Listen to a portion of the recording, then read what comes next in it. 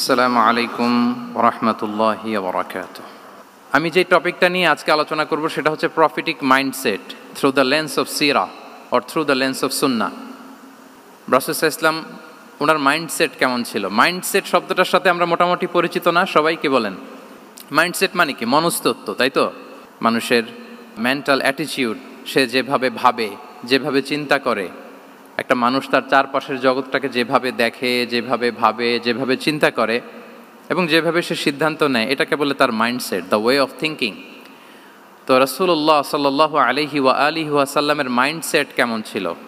তিনি বিভিন্ন সিচুয়েশনে কিভাবে এই সিচুয়েশনটাকে ডিল করতেন, ওনার অ্যাপ্রোচ কেমন ছিল, কোন পরিস্থিতিতে কিভাবে রিয়্যাক্ট করতেন, কিভাবে রেসপন্স করতেন, কিভাবে থিঙ্ক করতেন, কিভাবে ডিসিশন মেকিং করতেন, এই টোটাল বিষয়টাকে আজকে আমরা prophetic mindset through the lens of সিরাতে কভার করবার চেষ্টা করবো ইনশাআল্লাহ। একটু ভারী টপিক, তারপরে খুব সহজ করে উপস্থাপন প্রেজেন্টেশন করতে পারলে এটা বোঝা যাবে ইনশাআল্লাহ বিইذনিল্লাহ।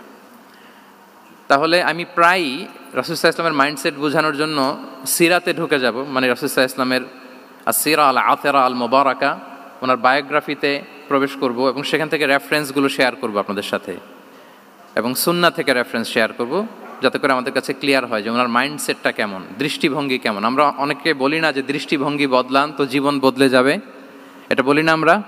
তার মানে এটা খুব গুরুত্বপূর্ণ, মাইন্ডসেট খুব গুরুত্বপূর্ণ। আমরা প্রফিটিক মাইন্ডসেট নিয়ে কথা বলবো ইনশাআল্লাহ। আমি আমার রিসার্চে 12টা মাইন্ডসেট খুঁজে পেয়েছি, based on my personal research.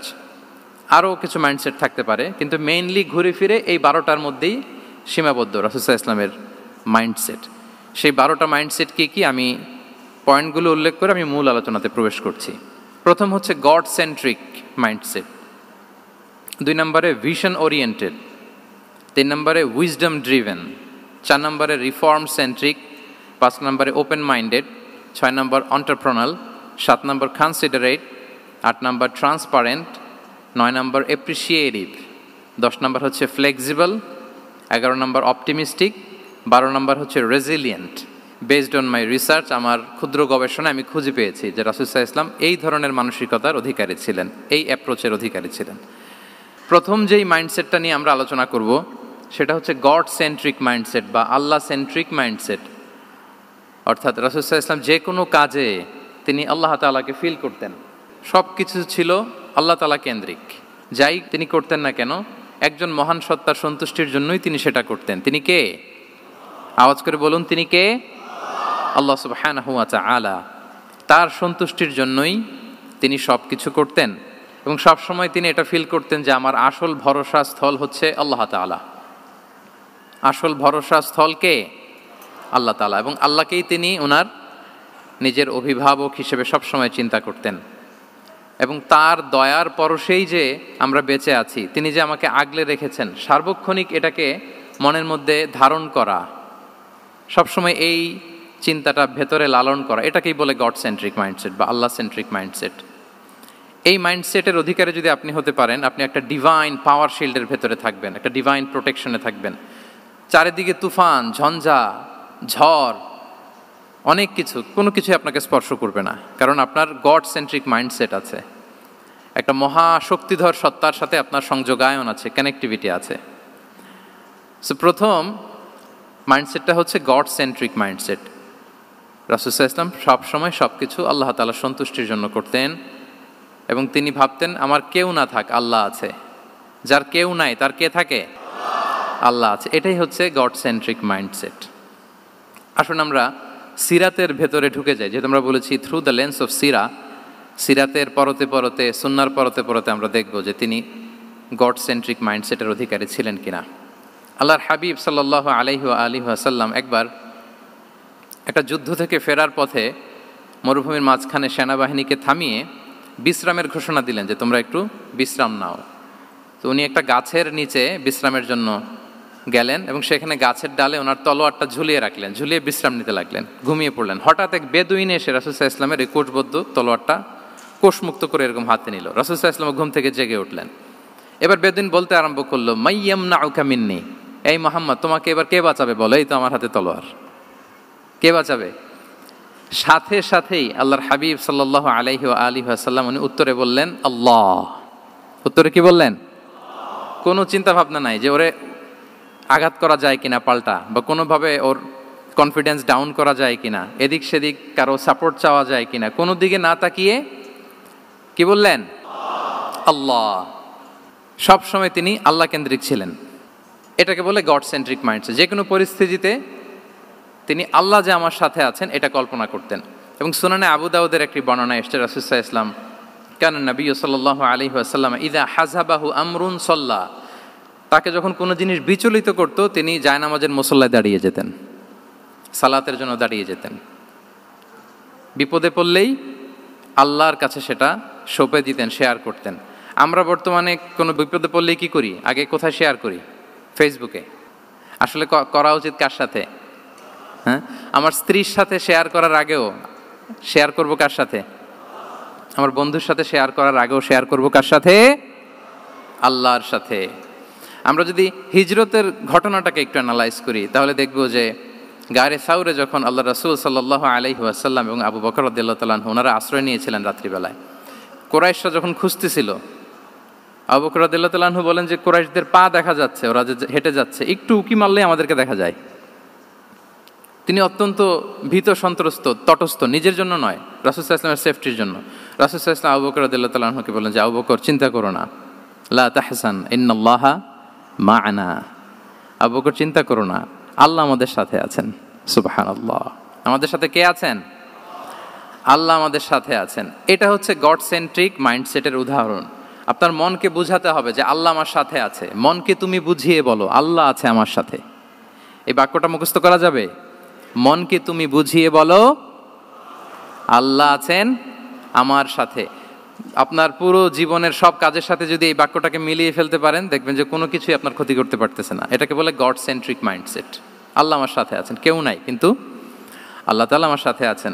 এবং গড সেন্ট্রিক মাইন্ডসেটের সবচেয়ে বড় সুবিধা হচ্ছে আপনার মনে কখনো হতাশা কাজ করবে না, হতাশা বাঁধবে না, কারণ আপনার সাথে এক মহাশক্তিধরের কানেক্টিভিটি আছে। তিনি কে বলুন তো আওয়াজ করে? তিনি আল্লাহ। হতাশা আসবে না। এই যে আমাদের জাতীয় জীবনের এখন সবচাইতে বড় বড় সমস্যাগুলোর যদি আমরা লিস্ট করি, একটা বড় সমস্যা হচ্ছে ডিপ্রেশন, তাই না? আমরা ডিপ্রেশনে ভুগি না? আপনাদের ডিপ্রেশন হয় কখনো? আচ্ছা, ডিপ্রেশন কাকে বলে আগে বলে। ডিপ্রেশন হচ্ছে আপনার আর আপনার রবের মাঝে যে দূরত্ব, এটার নাম ডিপ্রেশন। আই রিপিট, আমার আর আমার রবের মাঝে যে গ্যাপ, আমাদের সম্পর্কের যে দূরত্ব, এটার নাম কি? ডিপ্রেশন। আপনি যত আল্লাহর সাথে সম্পর্ক জোরদার করতে পারবেন, ডিপ্রেশন আপনার থেকে দৌড়ে পালাবে। এজন্য আমাদের বিশ্বাসীদের জীবনে কোনো ডিপ্রেশন নাই। আছে? আমাদের ডিকশনারিতে কোনো ডিপ্রেশন আছে বলেন তো? আমাদের সাথে আল্লাহর সম্পর্ক কেমন বলেন? মজবুত? আলহামদুলিল্লাহ পড়ুন সবাই। তাহলে ডিপ্রেশন হচ্ছে আপনার আর আপনার রবের মাঝে যে দূরত্ব, এই দূরত্ব দূর করে দেন, ডিপ্রেশন আপনিই পালাবে। আমরা আরও কিছু সিরা থেকে ইনসিডেন্ট নিয়ে দেখি যে গড সেন্ট্রিক মাইন্ডসেটটা কেমন। দ্বিতীয় হিজরিতে যে বদরের যুদ্ধ হলো, সে বদরের যুদ্ধে ইবনে মাসউদ রাদিয়াল্লাহু তাআলা আনহু তিনি বর্ণনা করেন যে আল্লাহ রাসূল সাল্লাল্লাহু আলাইহি ওয়াসাল্লাম আগামীকাল যুদ্ধ, এর আগের দিন রাতে তিনি হাত তুলে এরকম দোয়া করতেছিলেন। আমরা তো এইভাবে দোয়া করি। আল্লাহর হাবিব সাল্লাল্লাহু আলাইহি ওয়া আলিহি ওয়াসাল্লাম তিনি দোয়া করতে করতে ইমোশনালি হাত এরকম উঁচু করে, হাত্তা ইউরা বায়াদু ইবতাইহি, বগলে শুভ্রতা দেখা যাচ্ছিল, উনি দোয়া করতেছিলেন আল্লাহুম্মা আনজিজ লি মা ওয়া'আতানি, আল্লাহুম্মা আতিনি মা ওয়া'আতানি, আল্লাহ তুমি যে বিজয় দিবে বলে প্রতিশ্রুতি করেছিল, ওই বিজয় আমাদেরকে দাও, ওই ভিক্টরি আমাদেরকে দাও, দোয়া করছিলেন। সাইয়েদনা আলী রাদিয়াল্লাহু তাআলা আনহু উনি বর্ণনা করছেন যে বদরের যুদ্ধের আগের রাতে আমরা সবাই ঘুমোচ্ছিলাম, কিন্তু রাসূল সাল্লাল্লাহু আলাইহি ওয়াসাল্লামকে দেখলাম যে না, উনি হাত তুলে শুধু আল্লাহর কাছে কান্না করছেন, দোয়া করছেন। আবু বকর রাদিয়াল্লাহু তাআলা আনহু উনি বলেন যে আমি যে দেখলাম যে তিনি ফজর পর্যন্ত দোয়া চালিয়েই যাচ্ছিলেন, দোয়া চালিয়েই যাচ্ছিলেন, দোয়া কন্টিনিউ করছিলেন তিনি। এবং দোয়া করতে করতে রাসূল সাল্লাল্লাহু আলাইহি ওয়াসাল্লাম এতটাই ইমোশনাল হয়ে গেলেন যে ওনার গায়ের চাদরটা নিচে পড়ে গেল। আবু বকর রাদিয়াল্লাহু তাআলা আনহু যে বলেন ইয়া নবী আল্লাহ কাফাকা মুনাশাদাতুকা রাব্বাক ফাইন্নাহু সায়ুনজিজু লাকা মা ওয়া'দাক, হে নবী যথেষ্ট, এনাফ ইজ এনাফ, অনেক হয়েছে নবী, আন্না, আর কাঁদতে হবে না, আপনার রব আপনাকে ভিক্টরি বা বিজয় দান করবে ইনশাআল্লাহ। তাহলে দেখেন, যুদ্ধের আগের রাতে সেনাপ্রধান কি করে? এই কৌশল ওই কৌশল, কোন দিক দিয়ে অ্যাটাক করা যাবে, ওয়ার স্ট্র্যাটেজি ঠিক করে, তার সাথে যারা আছে তাদের সাথে পরামর্শ করে। কিন্তু রাসূল সাল্লাল্লাহু আলাইহি ওয়াসাল্লাম সব কিছু সেট করে দিয়ে কার সাথে কানেক্টিভিটি গড়েছেন বলুন তো?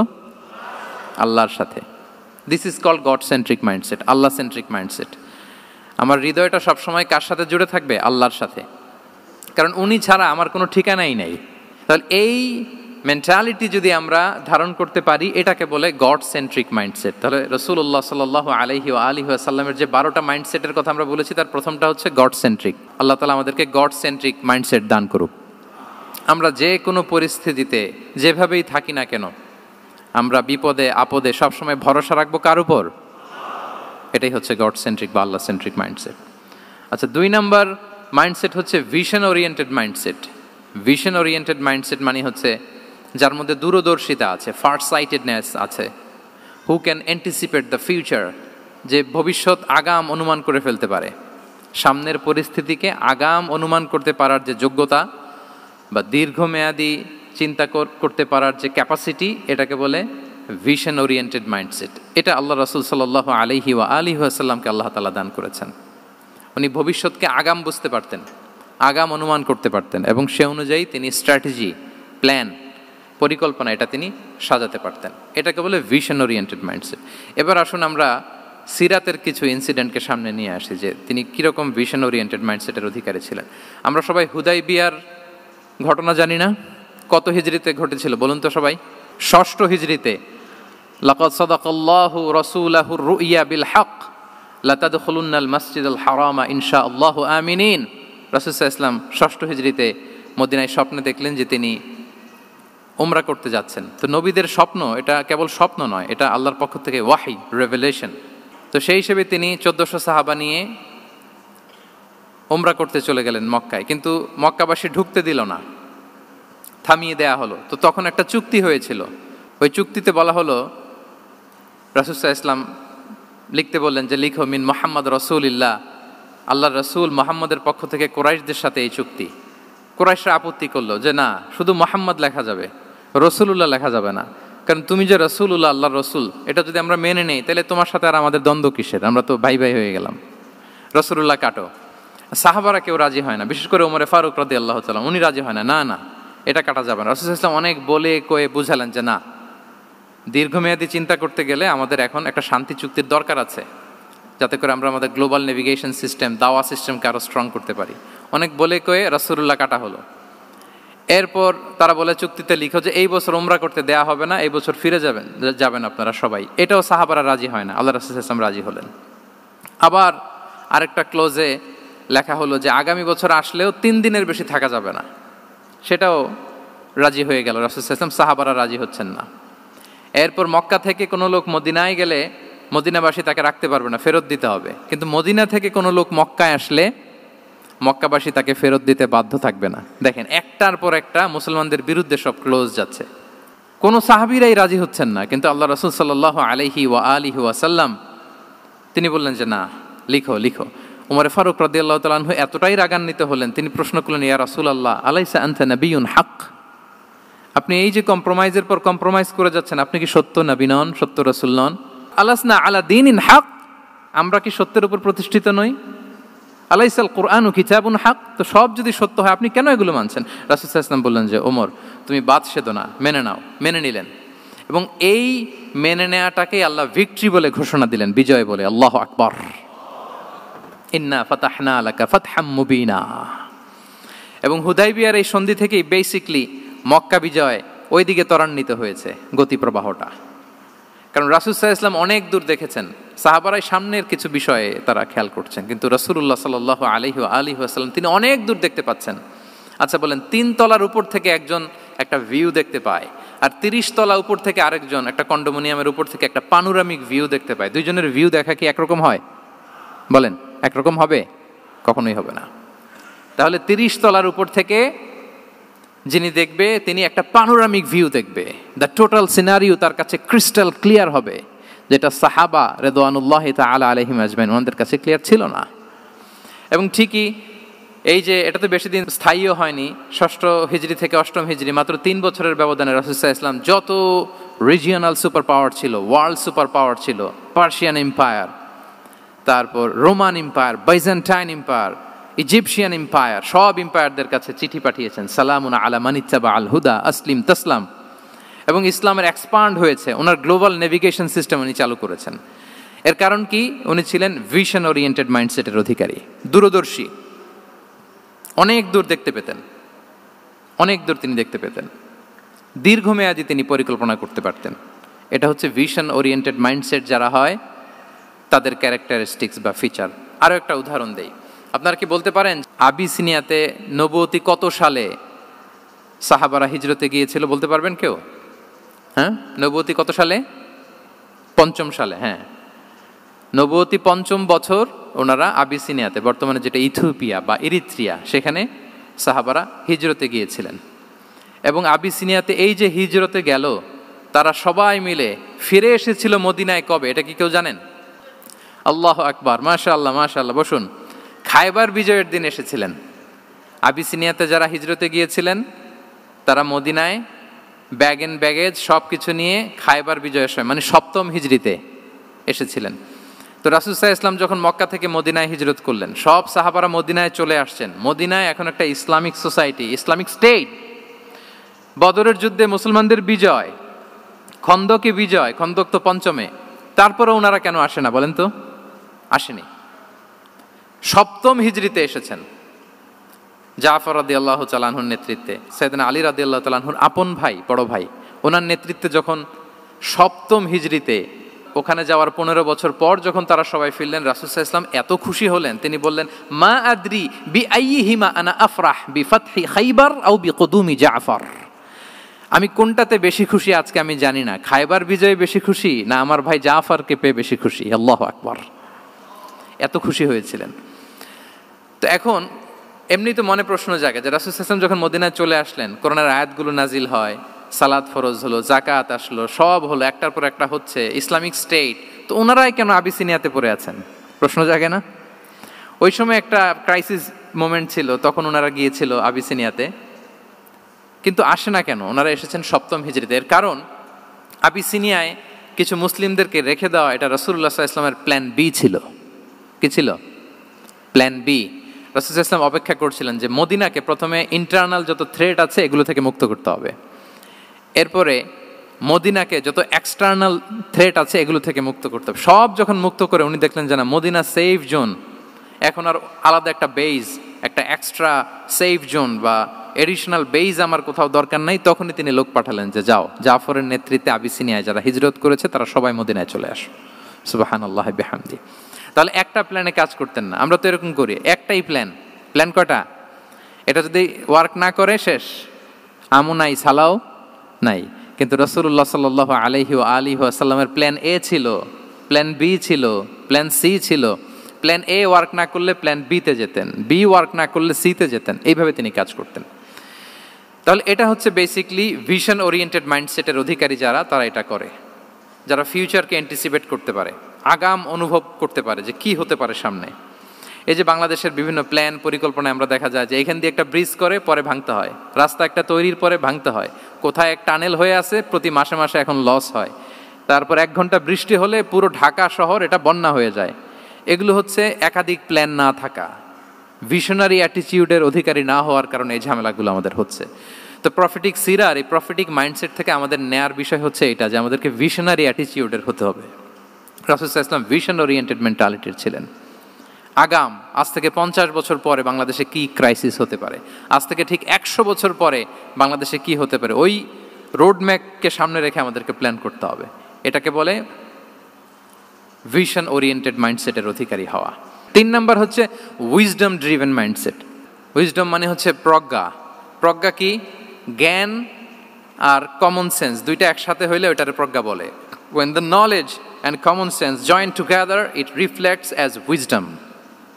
আপনার জ্ঞান এবং আপনার কমন সেন্স একসাথে হইলে ওইটা উইজডম হয়ে যায়। রাসূল সাল্লাল্লাহু আলাইহি ওয়াসাল্লাম ছিলেন প্রজ্ঞায় সমৃদ্ধ এক মননের অধিকারী। ওনার সব কিছুতেই প্রজ্ঞা ছিল। উইজডম ইন গিভিং অ্যাডভাইস, উপদেশ দেওয়ার সময় ছিল। উইজডম ইন পলিসি মেকিংয়ের সময় সেখানে প্রজ্ঞা ছিল। Wisdom in action strategic plan, কোনো স্ট্র্যাটেজিক প্ল্যানের ক্ষেত্রে প্রজ্ঞা ছিল। রাসূল সাল্লাল্লাহু আলাইহি ওয়াসাল্লাম একই প্রশ্নের উত্তর এক একজনকে এক একভাবে দিতেন। অনেক সাহাবারা জিজ্ঞেস করতেন যে রাসূলুল্লাহ একই প্রশ্ন, একে বললেন এইটা, ওরে বললেন ওইটা, ওরে বললেন আরেকটা, এটা কেন? তো রাসূল সাল্লাল্লাহু আলাইহি ওয়াসাল্লাম বললেন যে আমি জানি ওর কিসে ঘাটতি, আমি জানি ওর কি প্রয়োজন, আমি জানি ওকে কোন নাসিহাটা দিলে কাজ করবে, ফলে এক একজনকে আমি এক একভাবে ক্লারিফাই করেছি। আল্লাহু আকবার। This is called wisdom. আচ্ছা, উইজডম, রাসূল সাল্লাল্লাহু আলাইহি ওয়াসাল্লাম যে উইজডম ড্রিভেন মাইন্ডসেটের অধিকারী ছিলেন, এটার কয়েকটা এক্সাম্পল আমরা সিরাত থেকে দেখি। মক্কা বিজয় হয়েছে কত হিজরিতে? অষ্টম হিজরিতে যখন মক্কা বিজয় হলো, তখন রাসূল সাল্লাল্লাহু আলাইহি ওয়াসাল্লাম আম্মাজান আয়েশার সাথে গল্প করছিলেন আর বলছিলেন, আয়েশা, লাউলা হাদাসাতু আহদি কওমিকা বিল কুফরি লা নাকাতুল কাবাতা ওয়া লা জাআলতুহা আলা আসাসি ইব্রাহিম। আয়েশা, তোমার এই মক্কাবাসী, তোমার এলাকার লোকজন যদি একটা কেওস সৃষ্টি না করতো, তাহলে কাবার যে আসল শেপ, আমি ওই আসল শেপে এটাকে ফেরত নিতাম, কিন্তু নিতে গেলে এখন একটা ঝামেলা বাঁধবে, এজন্য নিব না। ব্যাপারটা হচ্ছে, আমরা এখন যে কাবাটাকে দেখি, এটা হচ্ছে স্কয়ার আকৃতির। স্কয়ার মানে কি? বর্গাকৃতি, তাই তো? বর্তমান কাবা কোন আকৃতির বলেন তো? একটা বড় কিউবের সাইজ না? দূর থেকে দেখলে মনে হয় একটা বড় কিউবের সাইজ, কিউবের আকৃতি মানে স্কয়ার, চতুর্ভুজ। কিন্তু সাইয়েদনা ইব্রাহিম আলাইহিস সালাম যে কাবা নির্মাণ করেছিলেন, এটা কিন্তু এরকম কিউব ছিল না, ওটা ছিল রেক্ট্যাঙ্গেল। রেক্ট্যাঙ্গেল ছিল, মানে আয়তাকৃতির ছিল, এরকম লম্বা। এই যে এই টেবিলটা যেরকম, টেবিলের যে শেপ এইরকম ছিল, এরকম লম্বা কাবাঘর ছিল আয়তাকৃতির। কিন্তু এখন এটা কমে স্কয়ার আকৃতির হয়ে গেছে। এর কারণটা কি? কাবা একবার ওখানে অগ্নিকাণ্ড ঘটার কারণে ধ্বংস হয়েছিল, ফলে কাবাকে আবার রিনোভেশন করা লেগেছিল, পুনর্নির্মাণ। তো কুরাইশরা সিদ্ধান্ত নিয়েছিল, কাবা পুনর্নির্মাণে আমরা কোনো হারাম টাকা ইউজ করব না, যার কাছে যত হালাল টাকা আছে নিয়ে আসা হলো। কিন্তু হালাল টাকা যতটুকু জমা হয়েছে, এটা দিয়ে পুরো কাবা নির্মাণ হয় না, অর্ধেক হয়। ফলে কাবা যে আয়তাকৃতির ছিল, সেটা না হয়ে গেছে কি বলেন? বর্গাকৃতির, মানে স্কয়ার। ওই স্কয়ার কাবাই আজ পর্যন্ত রয়ে গেছে। কিন্তু ওই যে আয়তক্ষেত্রের যে শেপের মধ্যে যতটুকু জায়গা বাকি ছিল, ওইখানে দেখবেন একটা ক্রিসেন্টের মতো আছে, হেজরে ইসমাইল, হাতিমে কাবা বলে। ওইটার ভিতরে নামাজ পড়া আর কাবার ভিতরে নামাজ পড়া একই হুকুম। ওইটার ভিতরে নামাজ পড়া আর কাবার ভিতরে নামাজ পড়া কি একই হুকুম। ফলে ওই হাতিমের ভেতরে ফরজ সালাত আদায় হয় না, নফল সুন্নাত পড়া যায়। এমনকি কাবার ভেতরেও ফরজ সালাত আদায় করলে আদায় হবে না, কারণ নামাজের ফরজের মধ্যে একটা ফরজ হচ্ছে ইলা জিহাতিল কাবা, টু দ্য ডাইরেকশন অফ কেবলা। আপনার কেবলা মুখী হইতে হবে না। আপনি তো কাবার ভিতরে ঢুকে গেছেন, এখন কাবা কোন দিকে? কাবা তো নাই, বের হইতে হবে। বের হয়ে কাবা মুখী হলে সালাত হবে। I think you got the point. তো তাহলে রাসূল সাল্লাল্লাহু আলাইহি ওয়াসাল্লামের উইজডম বা প্রজ্ঞাটা এখানে দেখেন। আম্মাজান আয়েশা রাদিয়াল্লাহু তাআলা আনহাকে উনি বললেন যে, আয়েশা, মক্কা তো বিজয় হলো, মক্কার কন্ট্রোল তো এখন আমার হাতে। চাইলে আমি কাবাকে ভেঙে সেই ইব্রাহিম আলাইহিস সালামের যে বেইজ, ওরকম লম্বা করে শেপ দিতে পারি, কিন্তু দিব না। কেননা দিলে মক্কা একটা ক্যাওস হতে পারে। কি হতে পারে? কারণ তারা একেবারে ভেরি রিসেন্ট মুসলমান হয়েছে, তারা না বুঝেই বলবে যে সেই আদি কাবা, মুহাম্মদ এই কাবার অপমান করেছে, কাবাকে ভুলুণ্ঠিত করেছে, সম্মানকে নষ্ট করেছে, এরকম একটা কোশ্চেন রাইজ করতে পারে। এই জন্য আমি করলাম না। সুবহানাল্লাহ। This is called wisdom. এটাকে কি বলে? প্রজ্ঞা। এটাকে প্রজ্ঞা বলে। তাহলে আপনার জ্ঞান এবং আপনার কমন সেন্স দুইটা যখন কানেক্ট করে, তখন সেটা প্রজ্ঞা হয়। প্রজ্ঞার আরেকটা উদাহরণ যদি দেই সিরাত থেকে, রাসূল সাল্লাল্লাহু আলাইহি ওয়াসাল্লামের যে কনফ্লিক্ট রিজলভিং ক্যাপাসিটি ছিল, যখন কাবাকে পুনর্নির্মাণ করা হচ্ছে, তখন হাজরে আসওয়াদকে বের করা লেগেছিল, এবং রিনোভেশন শেষে আবার হাজরে আসওয়াদকে তার জায়গা মতো, মানে ব্ল্যাক স্টোন, যেটাতে চুমু দিলে মানুষের গুনাহ মাফ হয়ে যায়, হাজরে আসওয়াদ, চিনতে পেরেছেন না? ফলে অনেক বোনেরা যাদের জন্য হেজাব নিকাব মেনটেন করা হচ্ছে ফার্জ, পর্দার কোনো বালাই নাই, পুরুষের সাথে ধাক্কা ধাক্কি করে তার শরীর মিশে যাচ্ছে, গা মিশে যাচ্ছে, ধাক্কা ধাক্কি করে একটা সুন্নতের জন্য ফরজকে স্যাক্রিফাইস করে ফেলতেছে। মানে ফোকাস ঠিক নাই আর কি, কোথায় যে কোনটা করতে হবে ওইটাই ভুলে গেছে। তো এই হাজরে আসওয়াদ পাথরকে আবার জায়গা মতো রাখতে হবে। এখন কে রাখবে এই নিয়ে মারামারি মক্কায়। বড় বড় চারটা গোত্র বলে, এই গোত্র বলে আমি রাখবো, এই গোত্র বলে আমি রাখবো, আরেক গোত্র বলে রক্তের গঙ্গা বইয়ে দেব মক্কায়, কিন্তু এই সম্মান অন্যকে নিচে দিব না, কারণ ইটস ভেরি প্রেস্টিজিয়াস ইস্যু। যা আমাদের গোত্র এই ব্ল্যাক স্টোন হাজরে আসওয়াদকে নিয়ে জায়গা মতো রেখেছে, এটা কাউকে দিব না। তো সবাই যখন মারমুখী, তখন আল্লাহ রাসূল সাল্লাল্লাহু আলাইহি ওয়া আলিহি ওয়াসাল্লাম তিনি সমাধান দিলেন যে মারামারির দরকার নাই, একটা চাদর নিয়ে আসো। নিয়ে আসা হলো।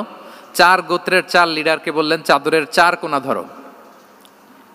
চারজন চার কোণা ধরলো, রাসূল সাল্লাল্লাহু আলাইহি ওয়াসাল্লাম তিনি পাথরটা নিয়ে মাঝখানে রাখলেন। এবার চার নেতাকে বললো, আসো, জাতীয় চার নেতা চলে আসো, কাবার সামনে চলে আসলো। এরপরে আল্লাহ রাসূল সাল্লাল্লাহু আলাইহি ওয়াসাল্লাম ওনার মোবারক হাত দিয়ে, বরকতময় হাত দিয়ে হাজরা আসওয়াদকে নিয়ে নিজ হাতে রাখলেন। এবার সবাই হ্যাপি, কারণ অংশগ্রহণ করতে পারছে। আসলে মূল স্ট্যাটাস কিন্তু চলে গেছে রাসূলের দিকে, নাকি? ওরা তো এটা টাচও করতে পারে নাই, পারছে? ওরা চাদর ধরেই হ্যাপি, কিন্তু পাথরটা ধরেছিল কে? রাসূল সাল্লাল্লাহু আলাইহি ওয়াসাল্লাম। চাদরে রেখেছিল কে? রাসূল সাল্লাল্লাহু আলাইহি ওয়াসাল্লাম। চাদর থেকে নিয়ে আবার কাবা ঘরে সেট করেছিল কে? রাসূলুল্লাহ সাল্লাল্লাহু আলাইহি ওয়া আলিহি ওয়াসাল্লাম। এভাবে উনি কনফ্লিক্ট রিজলভ করতেন থ্রু হিজ উইজডম, ওনার প্রজ্ঞার মধ্য দিয়ে। আমরা যদি তায়েফের ঘটনা দেখি, রক্তাক্ত হয়েছেন, পাহাড় রক্ষী ফেরেশতারা এসে বলেছে, রাসূলুল্লাহ জাস্ট অর্ডার করেন, আমরা কলাপস করবো এমনভাবে the entire Taif city will be collapsed, একেবারে স্ম্যাশ করে দিব, পাউডার হয়ে যাবে। রাসূল সাল্লাল্লাহু আলাইহি ওয়াসাল্লাম বললেন, না, বাল আরজু আন ইউখরিজাল্লাহু মিন আসলাবিহিম মান ইয়াবুদুল্লাহ ওয়াহদাহু ওয়া লা ইউশরিকু বিহি শাইআ। তিনি বললেন, না, ওদেরকে ধ্বংস করে দিও না। ওদেরকে ধ্বংস করলে লা ইলাহা পড়বে কে? সুবহানাল্লাহ। কি উইজডম ড্রিভেন ছিলেন উনি। উনি বলেন যে আমি আশা করি, প্রত্যাশা রাখি, দোয়া করি যে ওরা আমাকে প্রত্যাখ্যান করেছে, কিন্তু ওদের যে নেক্সট জেনারেশন, ওরা সাক্ষী দেবে আশহাদু আল্লাহ ইলাহা ইল্লাল্লাহ ওয়া আশহাদু আন্না মুহাম্মাদার রাসূলুল্লাহ। এবং তাই হয়েছে। এখন তায়েফে যান, চারদিক থেকে আল্লাহু আকবার ধ্বনিতে মুখরিত তায়েফ। এবং এত চমৎকার শহর, এটা একটা ট্যুরিস্ট ডেস্টিনেশন হয়ে গেছে। সৌদি আরবিয়াতে যারা যায়, তায়েফ না গেলে লোকদের ভালো লাগে না। ঠান্ডা, সবুজ শ্যামল, রেইনফল হয়, ফলমূল পাওয়া যায়। আব্দুল্লাহ ইবনে আব্বাস রাদিয়াল্লাহু তাআলা আনহুর স্মৃতিধন্য মসজিদ আছে, অনেকগুলো ইউনিভার্সিটি আছে, ইসলামিক ইনস্টিটিউশন আছে। এই যে নয়নাভিরাম তায়েফ, এটা রাসূল সাল্লাল্লাহু আলাইহি ওয়াসাল্লামের উইজডমের ফসল। ওই দিন যদি রাগের চোটে বলতো যে হ্যাঁ দাও, স্ম্যাশ করে দাও, তাইলে এই যে যারা শাহাদা পড়েছে, মুসলিম হয়েছে, এটা কিন্তু হতো না। তাহলে এটা হচ্ছে রাসূল সাল্লাল্লাহু আলাইহি ওয়াসাল্লামের প্রজ্ঞার একটা উদাহরণ। আরও একটা উদাহরণে যাই। রাসূল সাল্লাল্লাহু আলাইহি ওয়াসাল্লাম যখন আকাবার দ্বিতীয় শপথ করে ফেললেন ইয়াসরিববাসীর সাথে, তখনও মদিনা হয়নি, তো তখন মদিনাবাসী বলল যে রাসূলুল্লাহ, আপনি তো এখনো হিজরত করবেন না, তো আমাদেরকে কোরআন শিখাবে কে, সালাত শিখাবে কে? আপনি একজন দায়ী পাঠান, আমাদের সাথে একজন টিচার দেন। রাসূল সাল্লাল্লাহু আলাইহি ওয়াসাল্লাম তখনও মদিনাতে হিজরতে যাননি, আমাদের সাথে একজন দায়ী পাঠাবেন। তো রাসূল সাল্লাল্লাহু আলাইহি ওয়াসাল্লাম একজনকে দায়ী হিসেবে পাঠিয়েছিলেন। বলেন ওই দায়ীর নাম কি? কি নাম? মুসআব ইবনে উমাইর রাদিয়াল্লাহু তাআলা আনহু, যিনি উহুদের যুদ্ধে শহীদ হয়েছিলেন, ওনাকে পাঠিয়েছিলেন। দেখেন, উনি আবু বকর রাদিয়াল্লাহু তাআলা আনহুকে পাঠান নাই, পাঠিয়েছেন ওমরে ফারুককে, ওসমান রাদিয়াল্লাহু তাআলা আনহু, আলী রাদিয়াল্লাহু তাআলা আনহু, কাউকে পাঠাইছেন? কারে পাঠালেন? মুসআবকে। এর কারণ হচ্ছে উনি দেখতে খুব স্মার্ট ছিলেন, খুব ড্যাশিং ফেসের অধিকারী ছিলেন, মক্কার এলিট ফ্যামিলির একজন যুবক ছিলেন, এবং উনি সবচাইতে দামি দামি পারফিউম কালেক্ট করে ওইটা দিতেন। উনি মক্কার কোনো রাস্তা দিয়ে হেঁটে গেলে লোকজন বুঝতো এই রাস্তা দিয়ে কিছুক্ষণ আগে হেঁটে গিয়েছে মুসআব ইবনে উমাইর। সুবহানাল্লাহ। আমরা বাংলায় বলি না যে আগে দর্শনদারি পরে গুণবিচারী? এই কথাটার সাথে পরিচিত আপনারা? আগে দর্শনদারি পরে গুণবিচারী। আল্লাহ তাআলা এক একজনকে আমাদেরকে এক এক অবয়বে সৃষ্টি করেছেন। হুয়াল্লাযী ইউসাউবিরুকুম ফিল আরহামি কাইফা ইয়াশা। আল্লাহর একটা নাম হচ্ছে তিনি আল মুসাউবির, দ্য ডিজাইনার। মায়ের গর্ভে থাকতেই আমাদের কার চেহারা, কার কণ্ঠস্বর, কার স্কিন কালার, কে কীরকম হব, সব ফিক্স তিনি ঠিক করে দিয়েছেন। এটা আল্লাহর দেয়া। কিন্তু রাসূল সাল্লাল্লাহু আলাইহি ওয়াসাল্লামের উইজডমের ব্যাপার হচ্ছে তিনি আবু বকর রাদিয়াল্লাহু তাআলা আনহু, ওমর রাদিয়াল্লাহু তাআলা আনহু, ওসমান আলী, কাউকে চুজ না করে কাকে পাঠালেন? মুসআব ইবনে উমাইরকে। যে তাকে দেখলেই সবাই আগে পাগল হয়ে যায়, মানে ইমপ্রেস হয়ে যায়। হ্যাঁ, ফার্স্ট ইমপ্রেশনটা তার খুব ভালো, খুব ভালো। উনি মুসআব ইবনে উমাইরকে পাঠালেন, এবং যেই প্ল্যান সেই কাজ। উনি যে পুরো মদিনা কাঁপায় ফেলছেন, মাশাআল্লাহ। মদিনার ঘরে ঘরে উনি ইসলামের বার্তা পৌঁছে দিয়েছেন। এবং স্বয়ং রাসূলুল্লাহ সাল্লাল্লাহু আলাইহি ওয়াসাল্লামের আগে তিনি মদিনাতে জুমার নামাজ পড়েছিলেন, কারণ জুমার বিধান আসছে। কিন্তু মক্কা এমন একটা ল্যান্ড যেখানে এখনো জুমা পড়া আবশ্যক হয় নাই, চারদিকে কুফর বেষ্টিত। তো রাসূল সাল্লাল্লাহু আলাইহি ওয়াসাল্লাম লোক পাঠিয়েছেন যে জুমার বিধান এসছে, মুসাব তুমি কিন্তু মদিনায় যারা আছে তাদেরকে নিয়ে জুমা পড়ে ফেলো। তো মুসাব রাদিয়াল্লাহু তাআলা আনহু স্বয়ং রাসূলুল্লাহ সাল্লাল্লাহু আলাইহি ওয়াসাল্লামের আগে রাসূল সাল্লাল্লাহু আলাইহি ওয়াসাল্লামের পারমিশন নিয়ে মদিনাতে জুমা কায়েম করে ফেলছে। সুবহানাল্লাহি ওয়া বিহামদিহি। দেখেন, উইজডম ড্রিভেন পার্সোনালিটির অধিকারী ছিলেন, প্রজ্ঞার অধিকারী ছিলেন, অন্য কাউকে পাঠাননি। কাকে পাঠিয়েছেন? মুসআব ইবনে উমাইর। তাহলে উনি যেই কাজটাই করতেন, যেটা বলতেন, যেটাতে এঙ্গেজ হতেন, এর নেপথ্যে প্রজ্ঞা ছিল। কি ছিল ভাই? উইজডম ছিল। আল্লাহ যেন সেই উইজডম আমাদেরকে দান করেন, আল্লাহ যেন সেই প্রজ্ঞা দিয়ে আমাদেরকে সমৃদ্ধ করেন। আমরা সবাই পড়ি আমিন। 4 নাম্বার হচ্ছে রিফর্ম সেন্ট্রিক মাইন্ডসেট। মানে রাসূল সাল্লাল্লাহু আলাইহি ওয়াসাল্লাম সংস্কারবাদী ছিলেন আর কি। ভুলভাল দেখলে রিফর্ম করতেন, ইসলাহ করতেন, সংস্কার। এখন তো এই যে অনেকগুলো সংস্কার কমিটি হলো দেখলাম বাংলাদেশে, খুব সুন্দর, বিভিন্ন বিষয়ে সংস্কার হচ্ছে। এবং স্বাধীনতার পরে আমাদের বয়স তো আর বেশি না, মানে সব দলের লোকেরা মিলে একসাথে এরকম বসা, এরপর রাষ্ট্রীয় ইস্যু নিয়ে ডিসকাস করা, এরপর মাঝে মাঝে আবার ওয়ার্কআউট করা, আবার একটু মিষ্টি ঝগড়া করা, আবার একটু ফান করা, এই সব কিছুর মধ্য দিয়ে জাতির জন্য ভাবা, নতুন নতুন চিন্তা প্রণয়ন। That's very good, I do appreciate, এটা দরকার। এমন বাংলাদেশই তো আমরা চেয়েছিলাম, ঠিক কিনা বলেন? এই যে রিফর্ম হচ্ছে, এটা অ্যাপ্রিসিয়েবল। রাসূল সাল্লাল্লাহু আলাইহি ওয়াসাল্লামের কিন্তু এই রিফর্ম সেন্ট্রিক মাইন্ডসেট ছিল। অন্যায় দেখলে, ভুলভাল দেখলে, অসঙ্গতি দেখলে, ইনকনসিস্টেন্সি দেখলে শুধরে দিতেন। শুদ্ধাচার অভিযান চালিয়েছেন মক্কাতেও মদিনাতেও, রিফর্ম করতেন। সব খারাপকে তিনি ভালো দিয়ে পরিবর্তন করে দিতেন। আসুন সিরাতের আয়নায়, থ্রু দ্য লেন্স অফ সিরা, আমরা দেখি কিভাবে পরিবর্তন করতেন। রাসূল সাল্লাল্লাহু আলাইহি ওয়াসাল্লামের একটা আদাত বা হ্যাবিট ছিল, তিনি কোনো ব্যক্তির বা কোনো স্থানের কোনো বাজে নাম বা খারাপ নাম দেখলে ওটা ভালো নামে চেঞ্জ করে দিতেন। মক্কা থেকে মদিনায় হিজরতের আগে মদিনার নাম ছিল ইয়াসরিব। কি ছিল? ইয়াসরিব মানে হচ্ছে প্রতিশোধ বা নিন্দা বা ক্ষোভ বা ভর্ৎসনা, সবগুলোই খুব বাজে মিনিং ডিনোট করে। রাসূল সাল্লাল্লাহু আলাইহি ওয়াসাল্লাম বললেন, আমি যেই শহরে হিজরত করব এই শহরের নাম ক্ষোভ, এই শহরের নাম হিংসা, এটা হইতে পারে? বলেন। রাহমাতাল লিল আলামিন, হ্যাঁ, mercy and peace for the entire universe করে যাকে আল্লাহ পাঠিয়েছেন, উনি যেই শহরে থাকবেন ওই শহরের নাম প্রতিশোধের শহর, এটা হবে? উনি শহরের নাম চেঞ্জ করে দিলেন।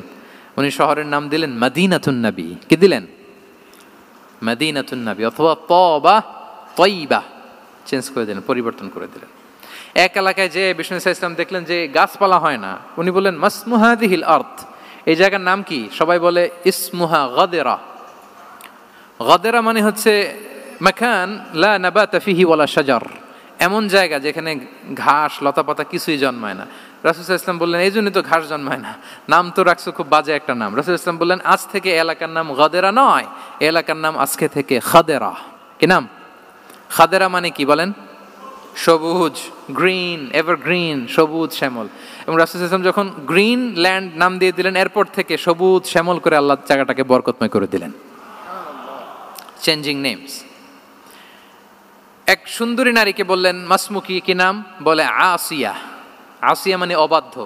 রাসূল সাল্লাল্লাহু আলাইহি ওয়াসাল্লাম বললেন, তুমি এত সুন্দরী, you are a beautiful lady, আর কি বাজে একটা নাম রেখেছো আসিয়া। তুমি আসিয়া কেন হবে? আজকে থেকে তোমার নাম জামিলা, মানে তুমি সুন্দরী, রূপবতী। সুবহানাল্লাহ, সুন্দর একটা নাম দিয়ে দিলেন। এক সাহাবীর নাম ছিল হাজান। হাজান মানে রাফ এন্ড টাফ, রুক্ষ। রাসূল সাল্লাল্লাহু আলাইহি ওয়াসাল্লাম বললেন, না, হাজান না, তোমার নাম আজকে থেকে সাহাল। কি নাম? সাহাল। সাহাল মানে সহজ। উনি বলেন, যেদিন থেকে সাহাল রাখছি এর আগ পর্যন্ত নাকি ওনার অসুস্থতা, রোগ বালাই একটার পর একটা লেগেই থাকতো। যেদিন থেকে সাহাল, ওই দিন থেকে উনি বলেন যে আল্লাহ তাআলা নবীর এই নাম চেঞ্জ করে দেওয়ার বারাকায় আমার পুরো জীবনের সব কাজকে আল্লাহ তাআলা সহজ করে দিয়েছেন। তাহলে রিফর্ম সেন্ট্রিক মাইন্ডসেট, আমরাও খারাপ কিছু দেখলে ভালো দিয়ে পরিবর্তন করব। কি বলেন? আচ্ছা, এটা তো নাম চেঞ্জ করে দেয়া। এবার সোশ্যাল রিফর্ম তিনি কি কি করেছেন আমরা একটু দেখি। তিনি যখন যুবক, মক্কায় এক ইয়ামানি লোক ব্যবসা করতে এসে তার প্রোডাক্ট বিক্রি করার পরে, আস ইবনে ওয়াইল নামে এক লোকের কাছে বিক্রি করার পরে যখন দাম চাইতে গেল, আস বলে, আরে বেটা, আমরা মক্কার সন্তান, আমরা দাম দিব না। তো সে ভাবলো হয়তো আমার সাথে ঠাট্টা করেছে, হজের মৌসুম যাক, বেচাকেনা শেষ করে যাওয়ার পথে দামটা নিয়ে যাব। সে ফেরার দিন আবার গেল যে আমার তো জিনিসের দামটা আপনি দিলেন না। সে বলে, আমরা এই ভূখণ্ডের মালিক, আমরা দাম দেই না, এটা তো বড় জুলুম। সে কান্নাকাটি শুরু করলো। তার এই কান্নাকাটি দেখে আল্লাহ রাসূল সাল্লাল্লাহু আলাইহি ওয়াসাল্লাম, ওনার চাচা জুবাইর ইবনে আব্দুল মুত্তালিব সহ ইয়াং স্টার যারা আছে, দ্য ইয়ুথ অব মক্কা, তাদের সবাইকে নিয়ে একটা সোসাইটি করলেন। এই যে আমরা হালাফুল ফুদুলের নাম শুনি না, যেটা বাংলায় আমরা কি বলি? হিলফুল ফুজুল। এই নামে তো অনেক সংগঠন আছে বাংলাদেশে। কি বলেন? যুবকরা কোনো সংগঠন করলে কমনলি এই নামটা পছন্দ করে, হিলফুল ফুজুল।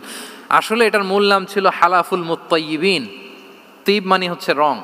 রাসূল সাল্লাল্লাহু আলাইহি ওয়াসাল্লাম সবাই মিলে, তখন জাহিলি যুগে একটা কালচার ছিল, বালতি ভর্তি রঙের ভেতরে হাত ঢুকিয়ে দিত, দিয়ে এই রং সমেত হাতটা তারা পাথরের মধ্যে লাগাতো, সবার হাত ওইখানে দিত, মানে আমরা হাতে হাত রেখে কমিটেড, আমরা ঐক্যবদ্ধ হলাম।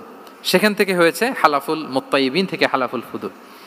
ওনারা বলল যে না, আমরা সবাই থাকবো মা আল মাজলুমি দিদ্দা জালেম, আমরা মজলুমের পক্ষে থাকবো, জালেমের বিপক্ষে থাকবো।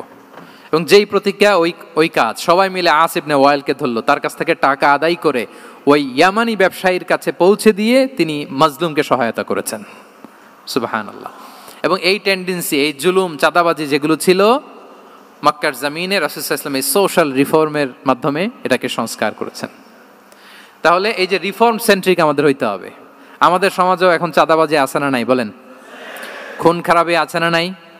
সামাজিক অনাচার? তাহলে ঐক্যবদ্ধ হইতে হবে আমাদেরকে রিফর্মের জন্য। যুবক যারা আমরা আছি, যাদেরকে আল্লাহ আমাদের বলার সুযোগ দিয়েছে, লেখার সুযোগ দিয়েছে, ফিল্ডে কাজের সুযোগ দিয়েছে, আমরা সবসময় মজলুমের পক্ষে থাকব, আমরা সবসময় জালেমের বিপক্ষে থাকব। আমাদের নীরবতা আর আমাদের নিশ্চুপ থাকাই জালিমদেরকে আরো বড় বড় জালিম বানিয়েছে। এজন্য নাহনু মাআল মাজলুম দিদ্দা যালিম, এটা হচ্ছে আমাদের স্লোগান। আমরা কাদের সাথে? মজলুমের সাথে। আওয়াজ করে বলেন, কার সাথে? ইত্তাকু দাওয়াতাল মাজলুম। রাসূল সাল্লাল্লাহু আলাইহি ওয়াসাল্লাম বলেন, তোমরা মাজলুমের কান্নাকে ভয় করো, কেননা মাজলুমের কান্না আর আল্লাহর মাঝে কোনো ফারাক থাকে না, কোনো পর্দা থাকে না, বদদোয়া করলেই কবুল হয়ে যায়। তাহলে এভাবে রাসূলুল্লাহ সাল্লাল্লাহু আলাইহি ওয়া আলিহি ওয়াসাল্লাম তিনি সোশ্যাল রিফর্ম করেছেন। আমরা যদি ওনার পলিটিক্যাল রিফর্মের দিকে তাকাই, তাহলে দেখব যে আমরা যদি কনস্টিটিউশন অফ মদিনার কথা বলি, মদিনার কনস্টিটিউশন, এটা কিন্তু রাসূল সাল্লাল্লাহু আলাইহি ওয়াসাল্লাম করেছেন। মদিনা চার্টার, এত চমৎকার চার্টার পৃথিবী আর দেখেনি। ওইটা থেকেই এখন সব গোটা বিশ্বের সংবিধান। এই যে আমাদের সংবিধান সংস্কার কমিশন আছে না একটা, নিশ্চয়ই তারা ওইটা থেকে অনেক বেনিফিটেড হতে পারবেন। আমাদের যে মদিনা চার্টার, রাসূল সাল্লাল্লাহু আলাইহি ওয়াসাল্লাম নিজে করা, এবং এটা একটা ইনক্লুসিভ চার্টার ছিল। মুসলিম, পেগানস, জুইশ, সব ধর্মের মানুষকে নিয়ে তিনি মদিনাতে ওয়ান উম্মা ঘোষণা দিয়েছিলেন।